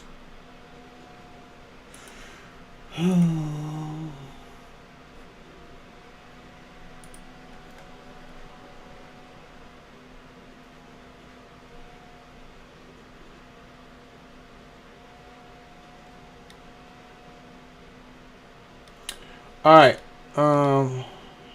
definitely got some people on here that's interested in the conversation. It says, while most of my classmates were in school learning their ABCs, I was learning to read schematics and diagrams, building computers, building cars, building sound systems with my dad. That's dope. That's dope, right? Way beyond my ABCs, even at 2 or 3 years old, right? The math today isn't math anymore. I call it common corpse. Lack of math. Yep. Yep. Basic mathematical formulas that people should be able to do in their head. Now they have to use their fingers. I'm gonna tell you something. I didn't mind on the back of that Marvel book. Remember on the back of the Marvel book, which I have right here. Oh, this one doesn't have it? You gotta have it, right? Because it was on the back of everybody. There you go. So, most of us on the back of a Marvel book, we learned the multiplication this way. Right? And we learned and remembered, right? 2 times 2, 4. Right? And then we just, although there was no phones, there was no TikTok, there was cartoons. But for the most part, as soon as you got home, if you wanted to watch cartoons and eat a snack, if you was privy to do that, not everyone even knows what that feels like. And I get it. You was impoverished to the point where you didn't have snack and all of that shit. And that's not everyone's story. So sometimes I had snack. Most of the time I had snack when I got home, right? Had something to eat, and you're able to watch the cartoons first. That's your de-escalation point, and then it's like, all right, because cartoons was only going to stay on a certain amount of time when you got home. After that, they started setting up for the grown-ups when they got home, and then that is when I would do my homework. And most of it was memorization when it came to mathematics, right? It's funny when I see Pusha G's on Instagram and he be barking on people, and he be like, I give you $100 right there. $100 right now if you count to 81 by 9. And most of the young people, they can't do it, right? And once we get older, it's harder for us to do it. But I can tell you something. If you would have caught us at that age, we would have ripped that shit to shreds. It was still fresh in our heads.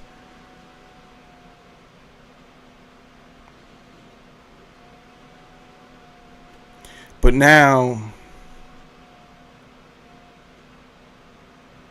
everything that was out that helped us, they're telling these students to do it a different way. So my question to you is this: where does that make sense? You're saying you have a better way, but you don't have better results. Then you don't have a better way.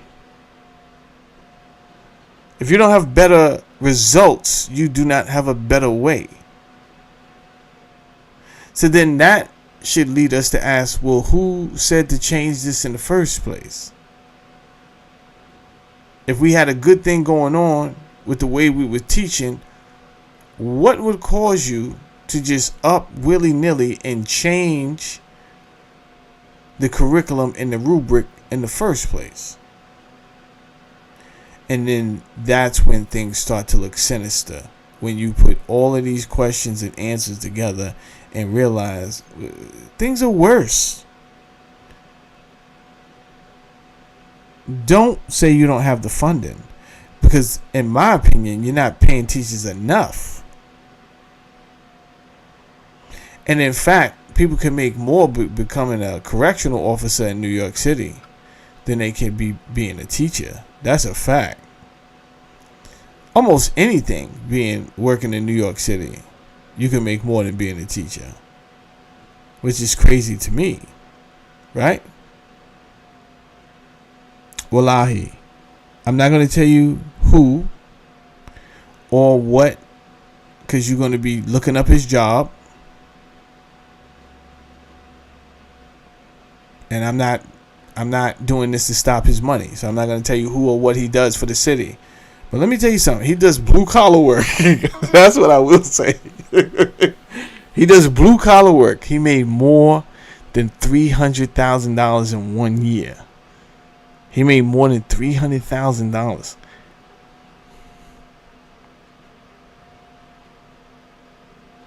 I said, God damn. He even made it in the publications. They came and interviewed him, took a picture of him. Like, God damn.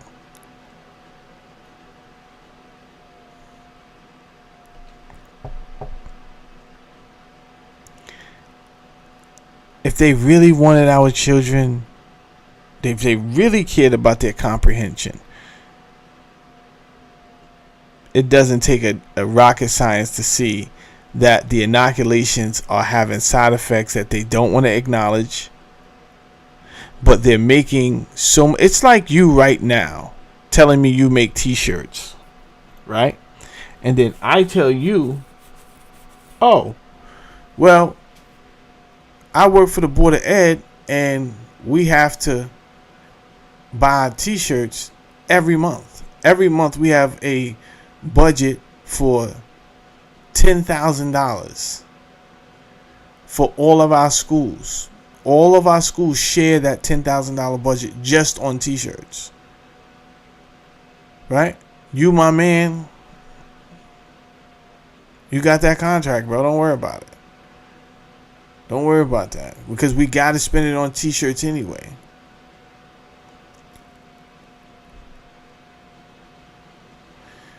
Now, you find it cheaper to get your t-shirts from Pakistan, but there's a big outbreak of fucking bed bugs in Pakistan, right? But the price you paying for that is uncomparable. So it's like you getting your money crazy. Do you stop, or do you try to keep it under the wraps, and then when these people come back, do you stop getting it from Pakistan, or do you just be like, yo, I mean, let's do some testing, because how do we even know that didn't happen? So you know the fucking truth, bro. You're not going to change because it can affect your money. You're desensitized to any fucking bed bug. You don't care about that story. It doesn't bother you. All you know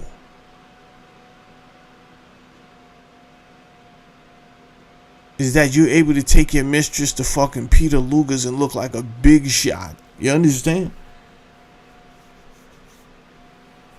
Yeah. You out here staying at the Waldorf Astoria, going to Peter, taking limos to Peter Luger's. Huh? Bring us to Yankee Stadium, garçon.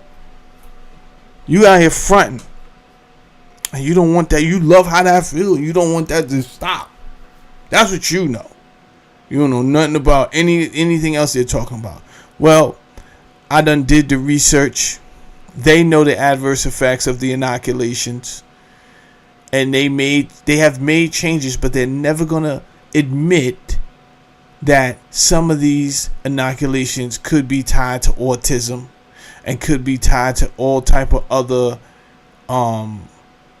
cognition alterations. They're never gonna admit that. And we shouldn't sit around and wait for their admittance to it. However, what we can do is pay attention on how they moving, support shows like mine, because I put it on the line, and I like to expose what they think that we would never figure out.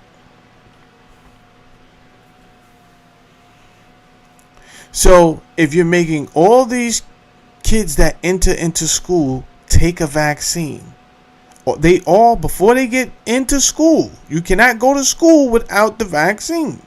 Somebody has to be getting paid off of those fucking vaccines. People, you gotta wake up. This is bigger than, oh, I don't want my child to catch rubella. The fuck are you talking about? This is way bigger than that and more sinister. Somebody's getting paid off of guaranteed fucking money. You know how much money that is? They got to get it. They have to get the vaccine. That's guaranteed money every fucking day.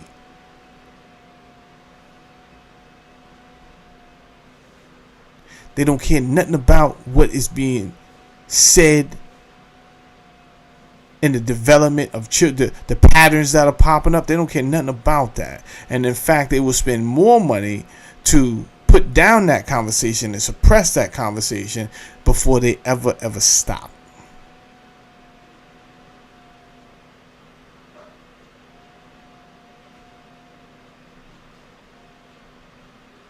Rogi's son is in the house. He said the goal is to turn people into personnel, hence hive mind and drone type. It is bigger than that. They're not even going to be personnel anymore, Rogi, because where would they be personnel at? We got automation that has intruded into most of the corporations, right? Most of the small mom and pops, those are over with. So right now, everybody has to work at one of these mega companies.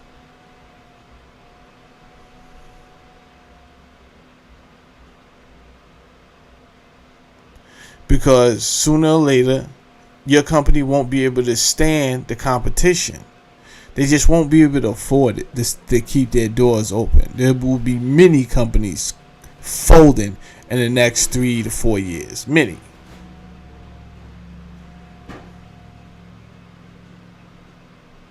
And even being with a big company won't guarantee your job, because they will start to rely on robotics even more and automation even more.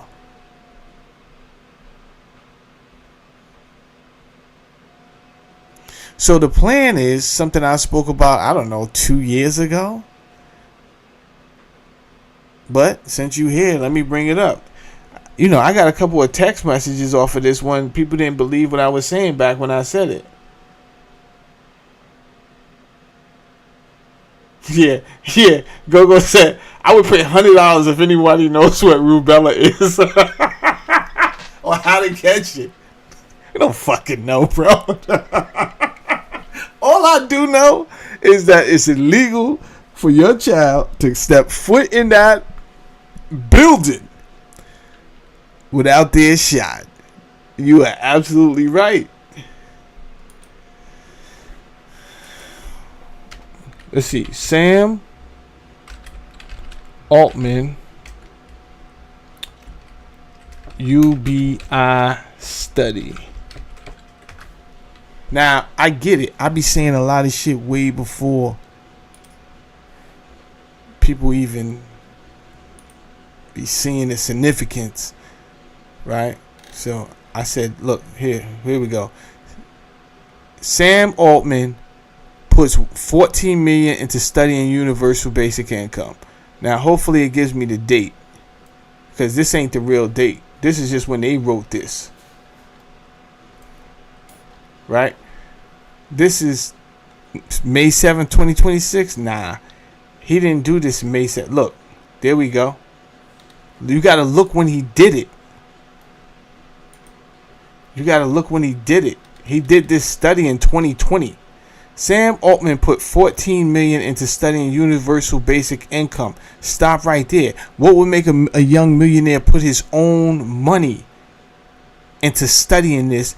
What he wanted to be was one of the SMEs, subject matter experts, right? Because he will be on the board and the committee to make decisions. How does this benefit him? Well, he has WorldCoin, which is a biometrical tool to connect you to all the data, all your personal data, all the transactions, all the banking. You understand? This shit is bigger than Nino Brown, and definitely bigger than whatever the fuck black people talking about on these dumbass channels. Y'all gotta wake up. God damn. You black people in the ghetto are gonna hate your life because you didn't fucking listen. You claim you got all this money and you want to talk about stupid shit. And you do have a lot. There's a lot of money in the ghetto. I know motherfuckers with $1 million in the project sitting right under the bed. I'm not even fucking with you. You like, you lying. I'm not. Not that I'm going to tell you so you could go try to fucking rob them.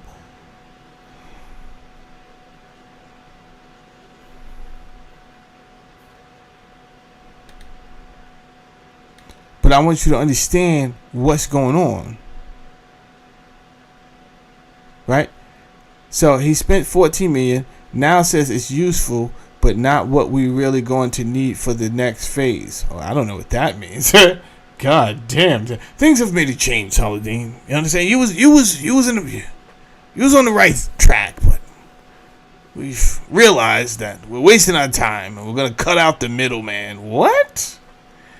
After spending years funding one of the most high-profile universal basic income experiment, OpenAI CEO Sam Altman now says the idea falls short of what the future will demand. I no longer believe in universal basic income as much as I once did, and Altman said in a recent interview with The Atlantic, I'm much more interested in ways where we think about kind of collective ownership. What? Communism? Hold up, bro. This shit is out of control. Did he just say he believes in communism? What is going on? This is I don't understand. I'm so fucking confused. Let me read the comments. Can you speak more on how the federal government has the states in a chokehold? Yep, I will, Jay. They're just telling us anything and people ask no more. Okay, so Jay wants me to bring up that, so let's do it like this.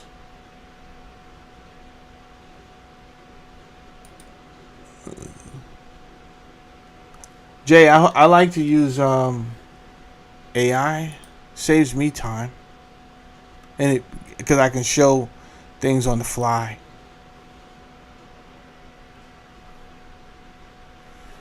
Alright, so we got my AI open. So first thing we'll do is this. We'll just talk about Title 4 to make it easy, right? So what is Title 4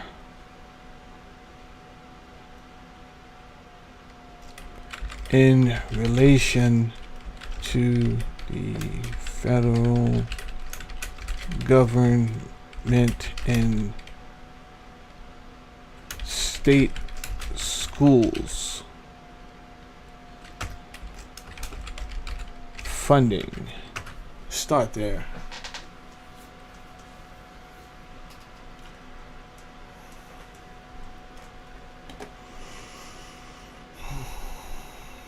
Now, my phone had a way for me to, listen. When people talk about Title IV in the context of government school funding, they are usually referring to one of two completely different federal laws, depending on whether they mean K-12 public schools or higher education. Because federal funding flows downward to the states, both versions have a major impact on how states and local districts manage their budgets.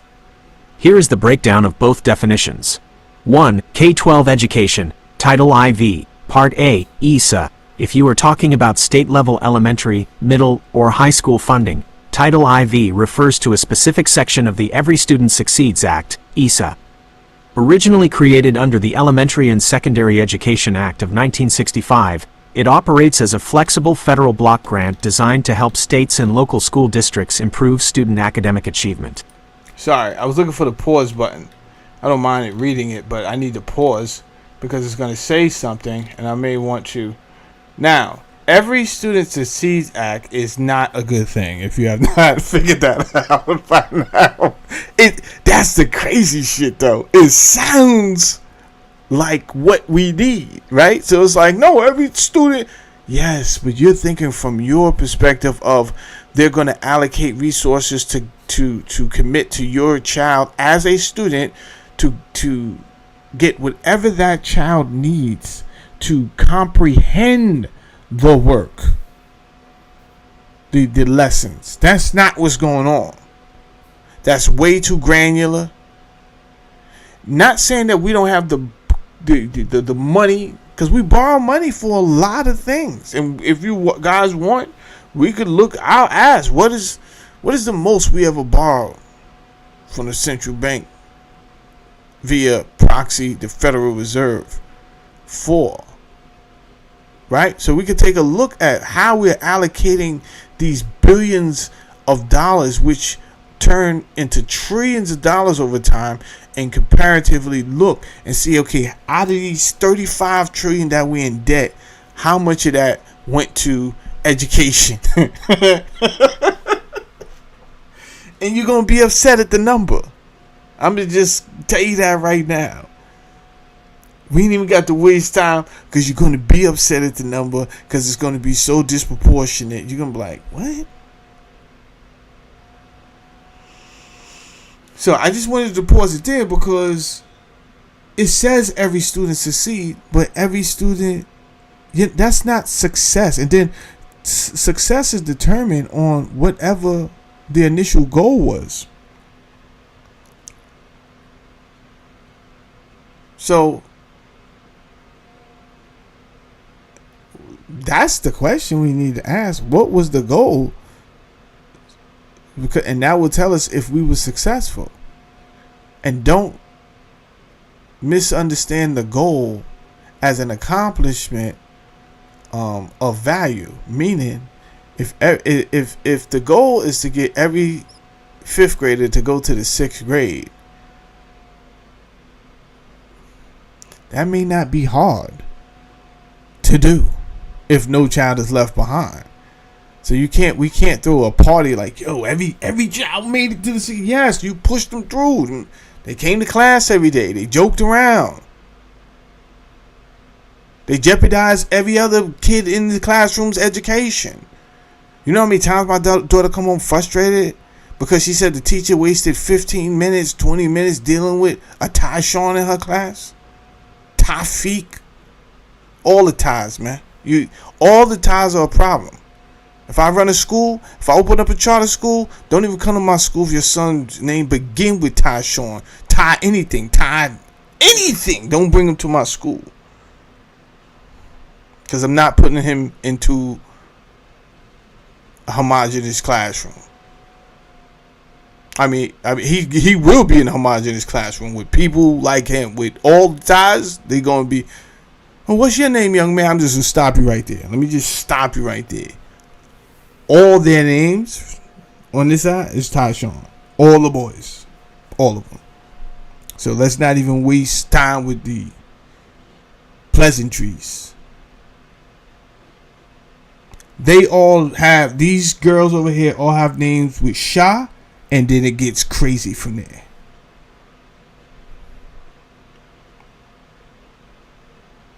Just let your imagination go.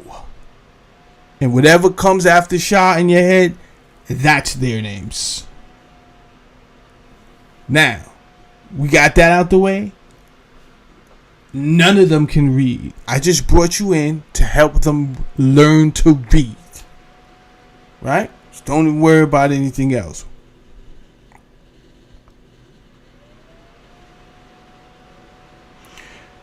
Originally created under the Elementary and Secondary Act of 1965.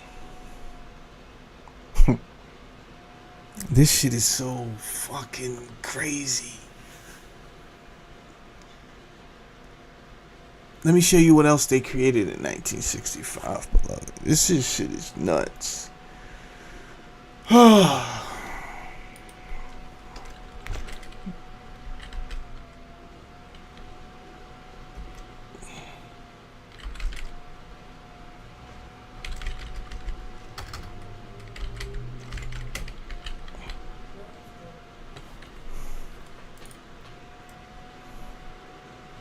So, it is very strange that in 1964/1965 you have the Civil Rights Act, right? Where the United States is like, all right, I guess we could start treating black people civilly, right? like let's stop it with the bullshit. They're on to our shenanigans.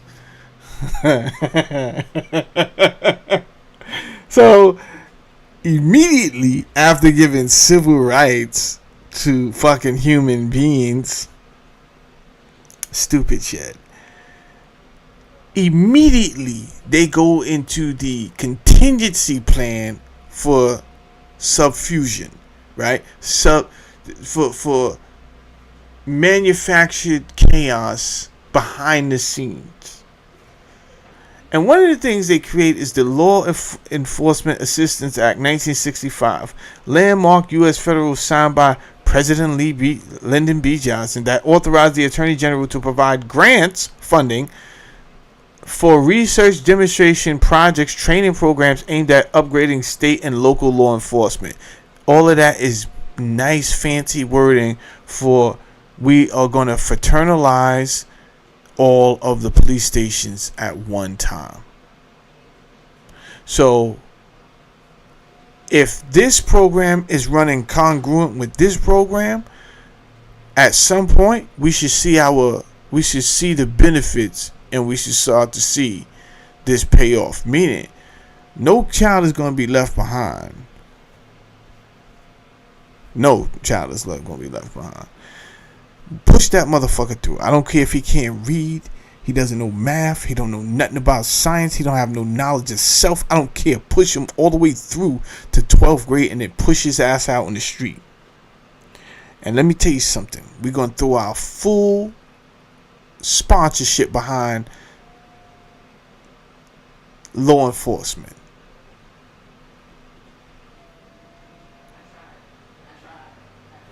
And we're going to use them like the Vatican uses the Black Pope. Right? So we got the army and the military. That's your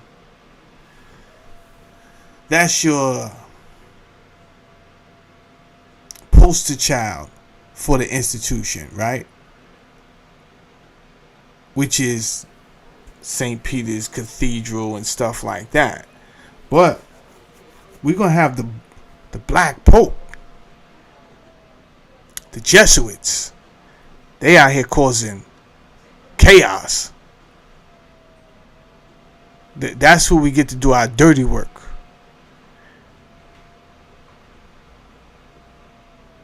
So what they did was actually corrupt the local police department. And how did they do that? How do you suppose they did that, Mr. Fancy Content Creator? Well, if you go back and look at the history, what happened was the very first year they had this grant, the local police stations did exactly what they were supposed to do, and they lowered crime. When they returned and they came back to the federal government and said, hey, that grant you gave us last year, yo, I need to sit down with you because I just want you to know how much y'all helped. Our crime dropped. And they went to bragging about how their crime dropped and all this silly shit. And the federal government said, interesting. So I guess you don't need $2 million this year, which we was prepared to give you, but evidently your crime dropped. So I guess we could give you $50,000. Let me tell you something. After that, after they realized, oh, you didn't really want me to lower crime.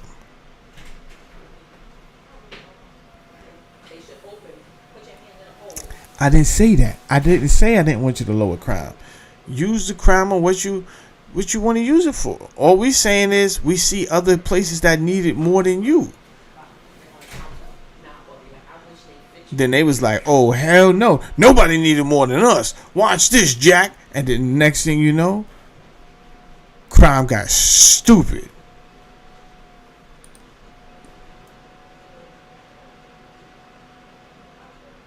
Yeah, Harvester. He said, and that's when they knew they had fucked up. But yeah, that's when they said, oh, okay. If you go back and look at the data right after that, not 66, but like 67. Look at the data at 67 and 68 compared to 64 and 65. Look at the data. Go back and look at the stats from 64, 67, and 68. You tell me what's going on. And then that's when that quota had kicked in. Why do you think the quota came into play?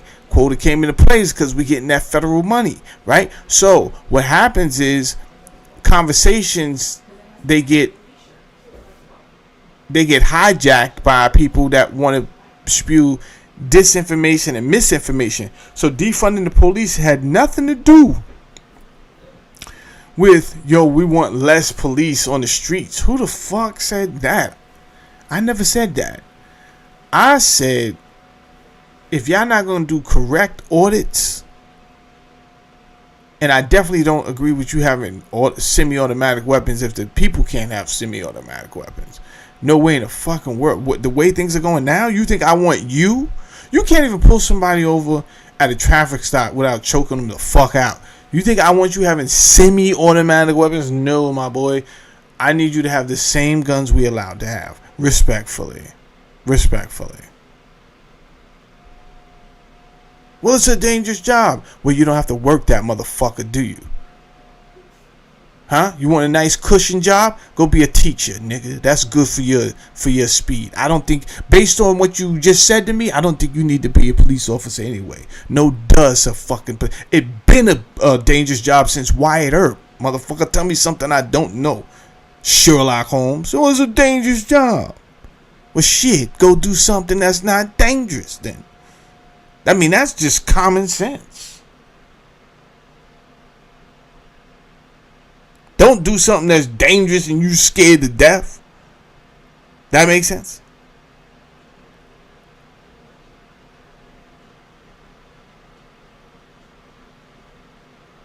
Yeah. I mean, not to sound stereotypical, but, Harvester's right, man. Driving through a police checkpoint is fucking dangerous. You got a bunch of nervous motherfucking nephews who is never supposed to be a police officer, but his favorite uncle was a police officer, and his dead father was a police officer. So now he's out here shaking in his boots, hanging with the big boys.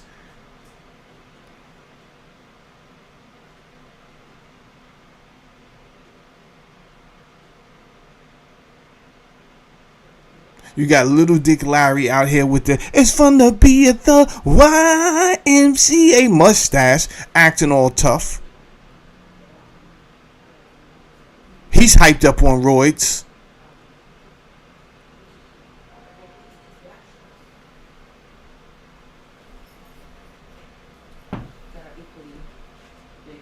Like Scarface said, man, it's no cakewalk. It's no cakewalk anymore, man. Let me tell you. You got the fucking Frogmen, the fucking B-52s. It's no cakewalk anymore, man. Yeah. Why you take this job, bro? This is not a job you should take if you don't really feel that life has called you to be a police officer.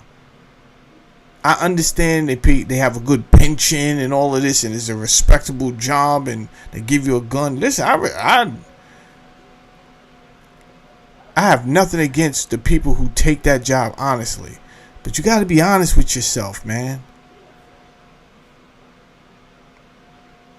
I remember when they barely had mental evaluation tests. It was just like, yo, you got a high school diploma? Slap a vest on them. Shit was wild. Then they was like, all right, we got to at least make sure you get 60 credits. And then I think they bumped it up to 120. But it was like, all right, let's just make sure you got 60 credits.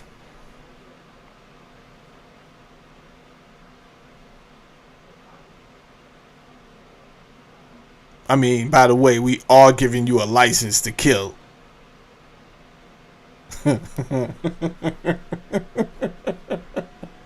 Hold up, man. Let me get back to this for my boy. He requested it about this K2 shit. K12. Alright, bust it. How the funding works. The federal government distributes these funds to state education agencies based on their poverty rates, proportionate to their Title I funding. The states are then required to pass at least 95% of that money down to local school districts. Does anyone want to jump in there and say anything about that? Is there anything that stands out? Just in case. The federal government distributes these funds to state education agencies. So realize what's going on in the same goddamn year. This is a lot of money, people. This is a lot of money. And let me see something else. And I just want to check something. What year was the Vietnam War started? 55. All right. 55. This marked the conflict between communism government in Vietnam and back, which lasted for. All right. Here we go. So the buildup was then in 55, but however, the major U.S. combat escalation was 64.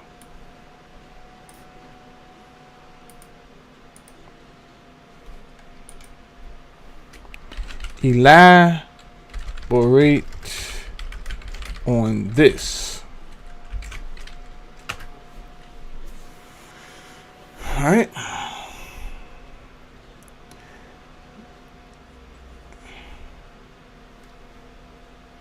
All right. So that's 3 goddamn things I'm explaining to you didn't kick off until 65. You got Operation Rolling Thunder. The U.S. launched a sustained multi-year strategic bombing campaign against North Vietnam to destroy North Vietnam's infrastructure, right? They called it Operation Rolling Thunder. Mind you, we didn't have to be over there. Why? Because we have our own issues that we're kicking off. We just kicked off Title IV. And we just kicked off the Law Enforcement Assistance Act. That's a lot of money. That's a lot of money. So if we was to prioritize, all right, which ones of this should we really hold on to, and which one of these shouldn't we hold on to? Whether communists spread in fucking Vietnam or not is none of our concern, especially when we just read that Sam Altman has no longer believes in the universal basic income, but is leaning towards a more communistic base ideology. What are we talking about?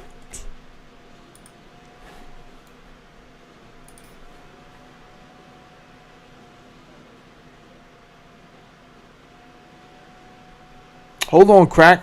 One step at a time, man. Everybody chill out. Everybody chill out.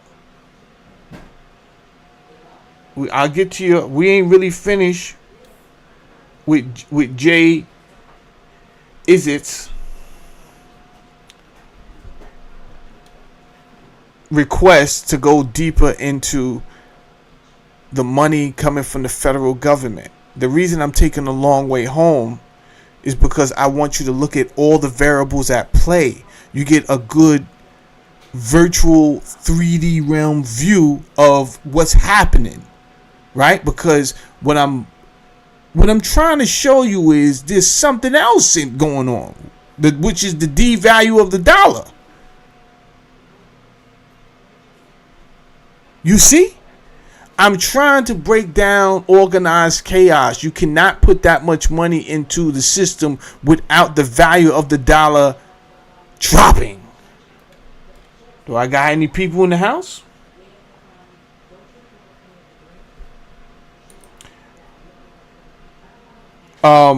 Gogo says, wasn't opium the reason for the Vietnam War? That may have been the underlying reason.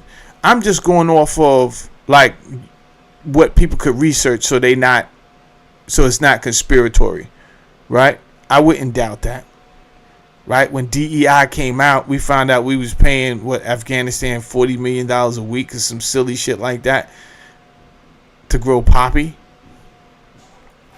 It was they had stopped all the other crops they was growing, and when the reporters went into Afghanistan and asked, "Why are you growing this?" They said, "The U.S. pays us to grow this. What do you want from me?" Oy vey, take it up with your boss.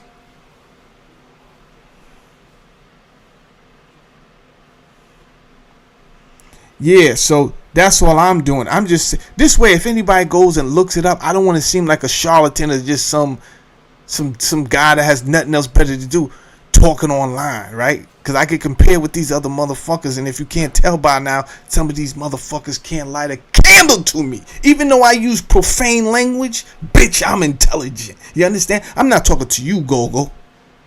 But I just want you to understand I got knowledge of self. I know who I am.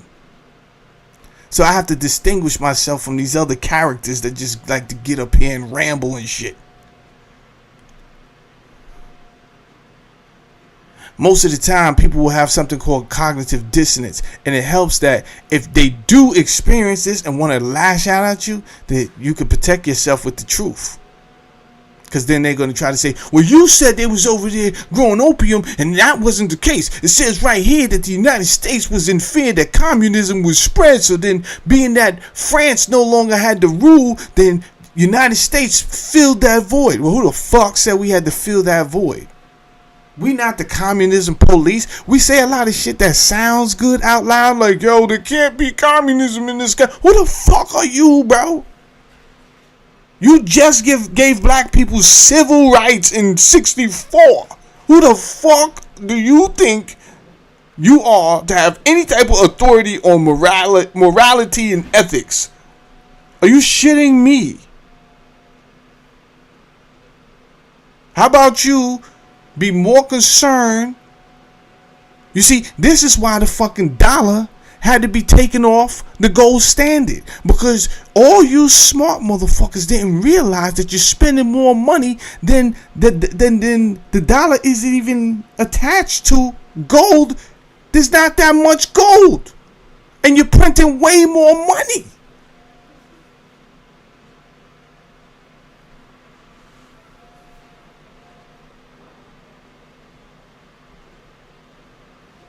Yeah. You just priced gold at $35 an ounce and you connected it to the fucking dollar. Everybody agreed and said, yeah, this is a good idea, man. Right on, man. Give me fun with black inside. Cool. We got a plan. What does the United States go off and do? Evil Knievel on a fucking Harley. Crazy. All type of programs going on. Law enforcement. Title IV. Matter of fact, fuck that. Let's jump into Vietnam War too. What? Slow down, baby. What are you doing? Easy. Other nations start to notice. What is America doing? They bugging. The dollar is pegged to gold. They don't even have that much gold. No. Give me back my money. Give me back. No. I don't want to hear shit. France sent over a fucking ship. They wanted their gold. Put my gold on this shit, blood. I don't want to hear nothing about nothing. France did that. Everybody else started to say, what's going on? We want our gold too. We don't want to be left out. Then Nixon had to be forced to say, yo, check this out. You burnt. Nobody's getting paid. You ever been at a dice game? Nigga say you burnt. That is when you got to leave. Because somebody going to start shooting. What you mean I'm burnt, son? Yo, I'm not paying nobody, bro. Yeah. Niggas didn't even have the gold. Where's the gold? To this day, they don't know where the gold is at, blood. They don't know where the gold is at. Don't nobody know where the gold is at, bro. And we had to get off of the gold standard, and we went to IOUs, which is promissory notes. We're running around on IOUs, bro.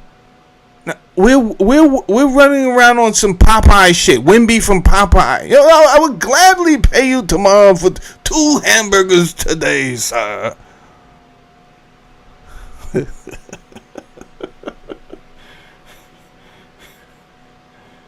Yeah. So that's why I just want to. This is why I gave you the long answer. I could have gave you the short answer, but it's more fun and it's more meaningful to me if I'm able to knock out three things at one time and show you, like, so oh shit, you're right. Now getting back to Title IV.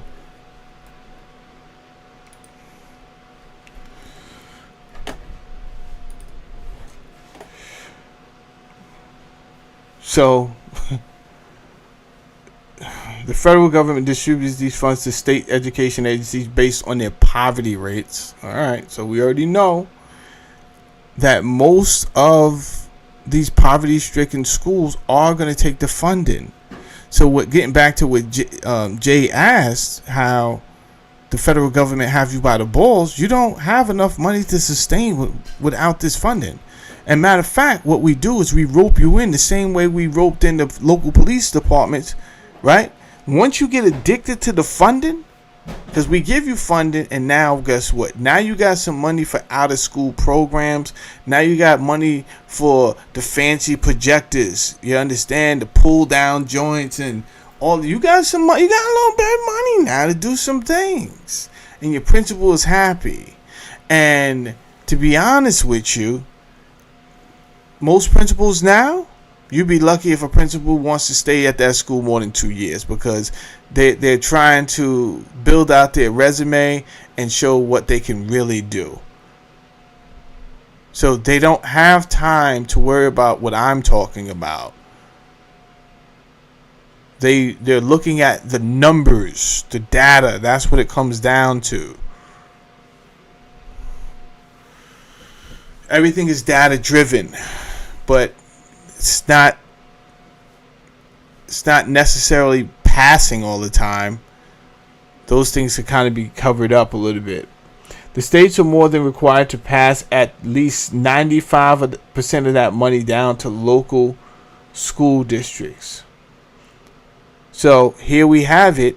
The only way you're really about to get this money is if the state follows the federal guidelines and that the local school district follows the state guidelines. You understand me? Now, I can tell you right now, whoever your superintendent is and whoever is the these are political people. They didn't get to be. You don't become a superintendent by accident, right? You wasn't a janitor one day and then somebody was like, you know what, Mr. Peters, you're a really nice man and you should run for superintendent, and I'd vote for you. Every time I have a conversation with you, it just feels like my pa was here. And then he ran, and then he became fucking superintendent. That's not how this shit works.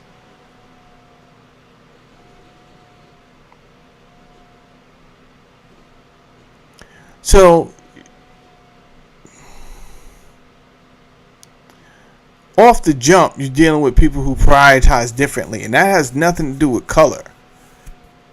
That's just political people prioritize very differently. People of certain esteem.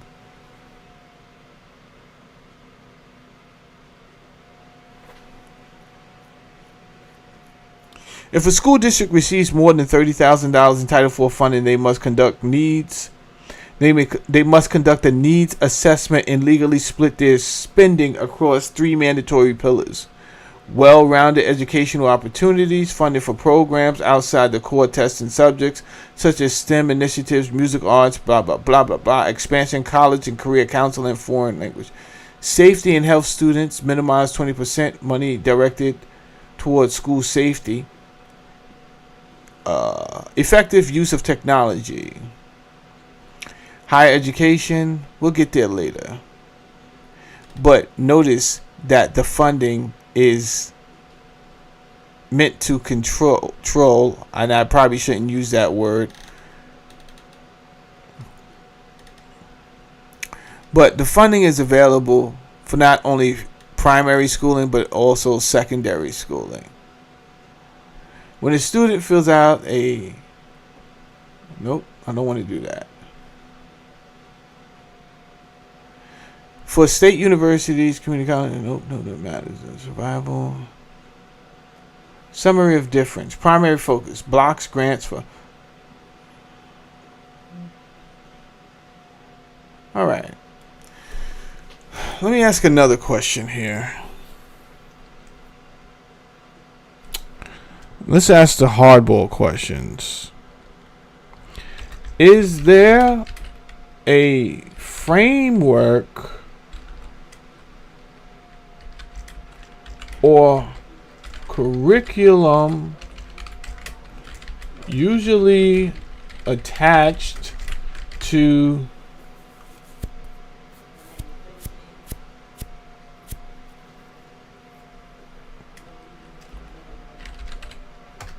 Title IV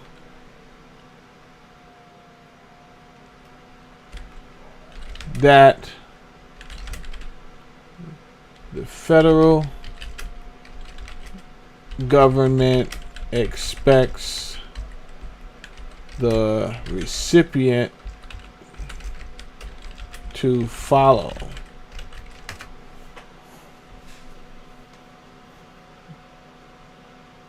Because Title IV covers two entirely separate laws, the expectation frameworks and strings attached are structured very differently. Notice how they never answered yes or no. But it does say, but it absolutely enforces rigid operation and structural frameworks that recipients must follow and keep the money. Listen, if you guys want to stay, you're more than likely. I got to take a break real quick. I'll be right back.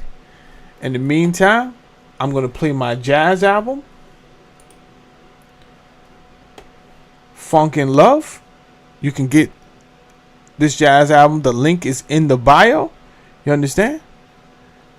I'll be right back.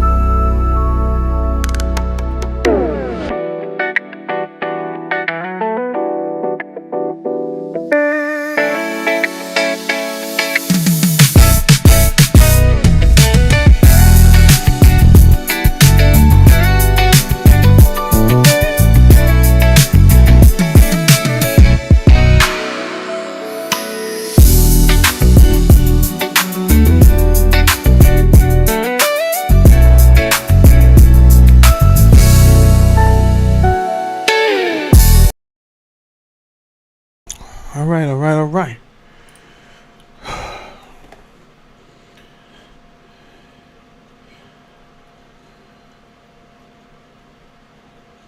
Yep. And that was the reason why. That was the main reason why. So, all right. Well, it is late in the day. It is late in the day. I think we got the point across, man. The point is they pushing kids through. They're putting them in these. Their curriculum is sabotaged because it's coming from the top, and it's on purpose. I think at the end of the day, right? But don't worry. If you subscribe to my channel, what I've learned to do is repeat myself over and over again, because that is the same tactic they use to program people. So, this won't be the last time I will be talking on this topic, right? I'll end it, but I plan on doing a live this afternoon. So, if you're not getting my alerts, what you want to do is hit the bell, unsubscribe, like don't unsubscribe, but hit the bell so it doesn't give you the notifications, and then hit it again so it does, right? So you have to reinitiate the notification process there. Other than that, the show is over. I'm gonna play some more tunes from the album that I like. You understand? And you can get the you can get this album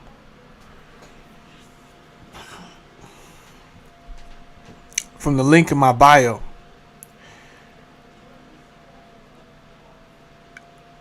I like this particular song I'm about to play because it changes vibes on you mid-song. It's called Here We Go, Get Stupid.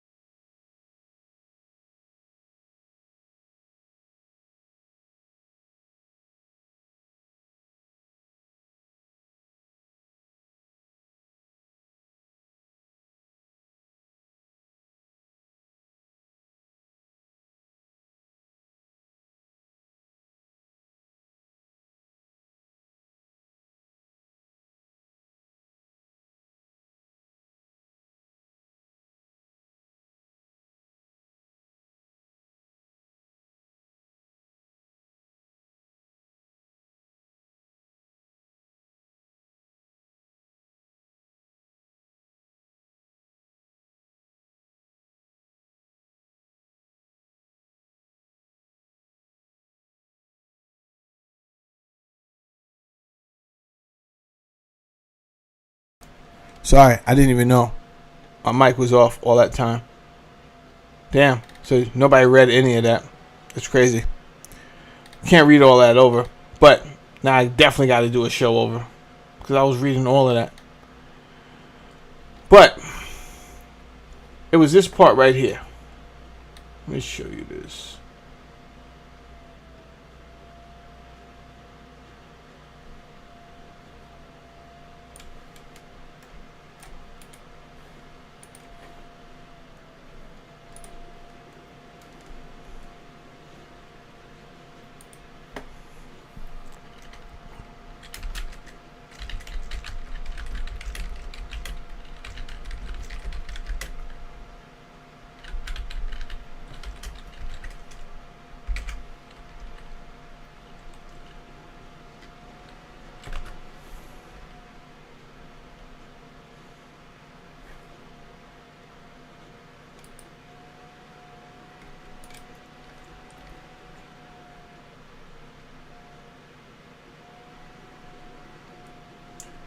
Oh, I just wanted it to play.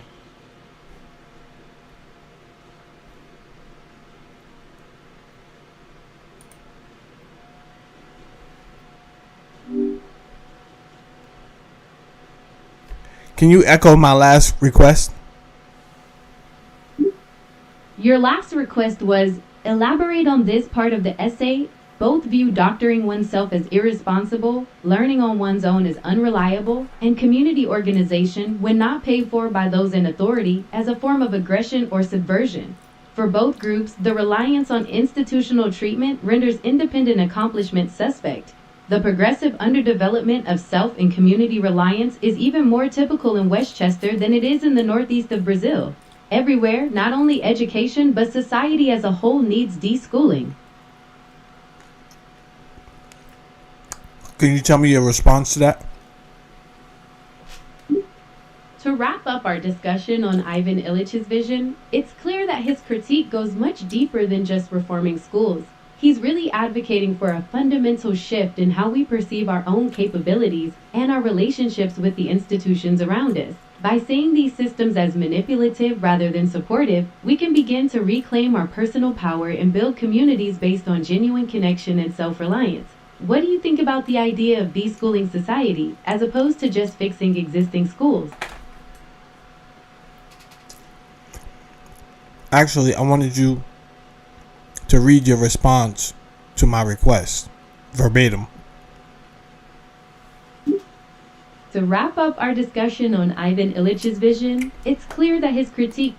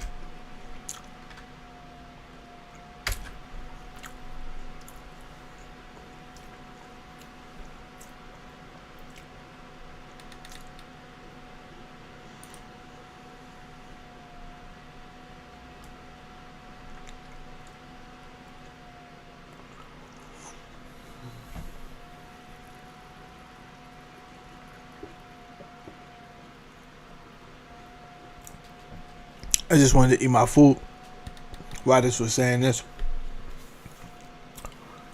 But I didn't want to do it. The institutionalization of self-reliance, both view doctoring oneself as irresponsible, learning on one's own, and unreliable. Illich points out that in a highly institutionalized society, we are trained to surrender our personal autonomy to certified experts. Hold tight, somebody's at my door.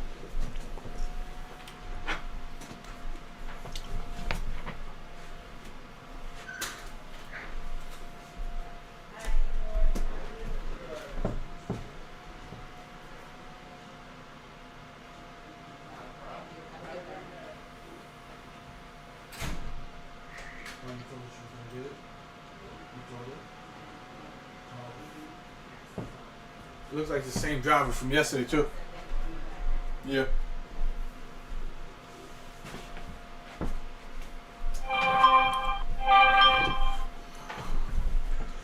Alright, that was the UPS man.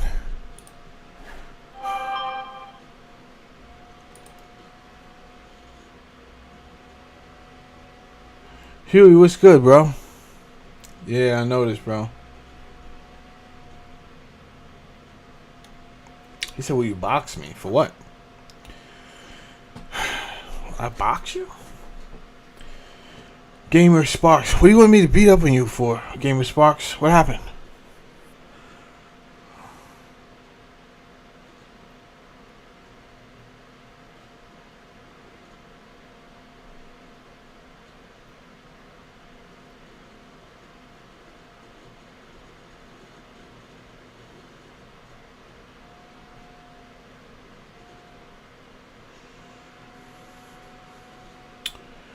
Gamer Sparks, I'm waiting for you, bro. What happened?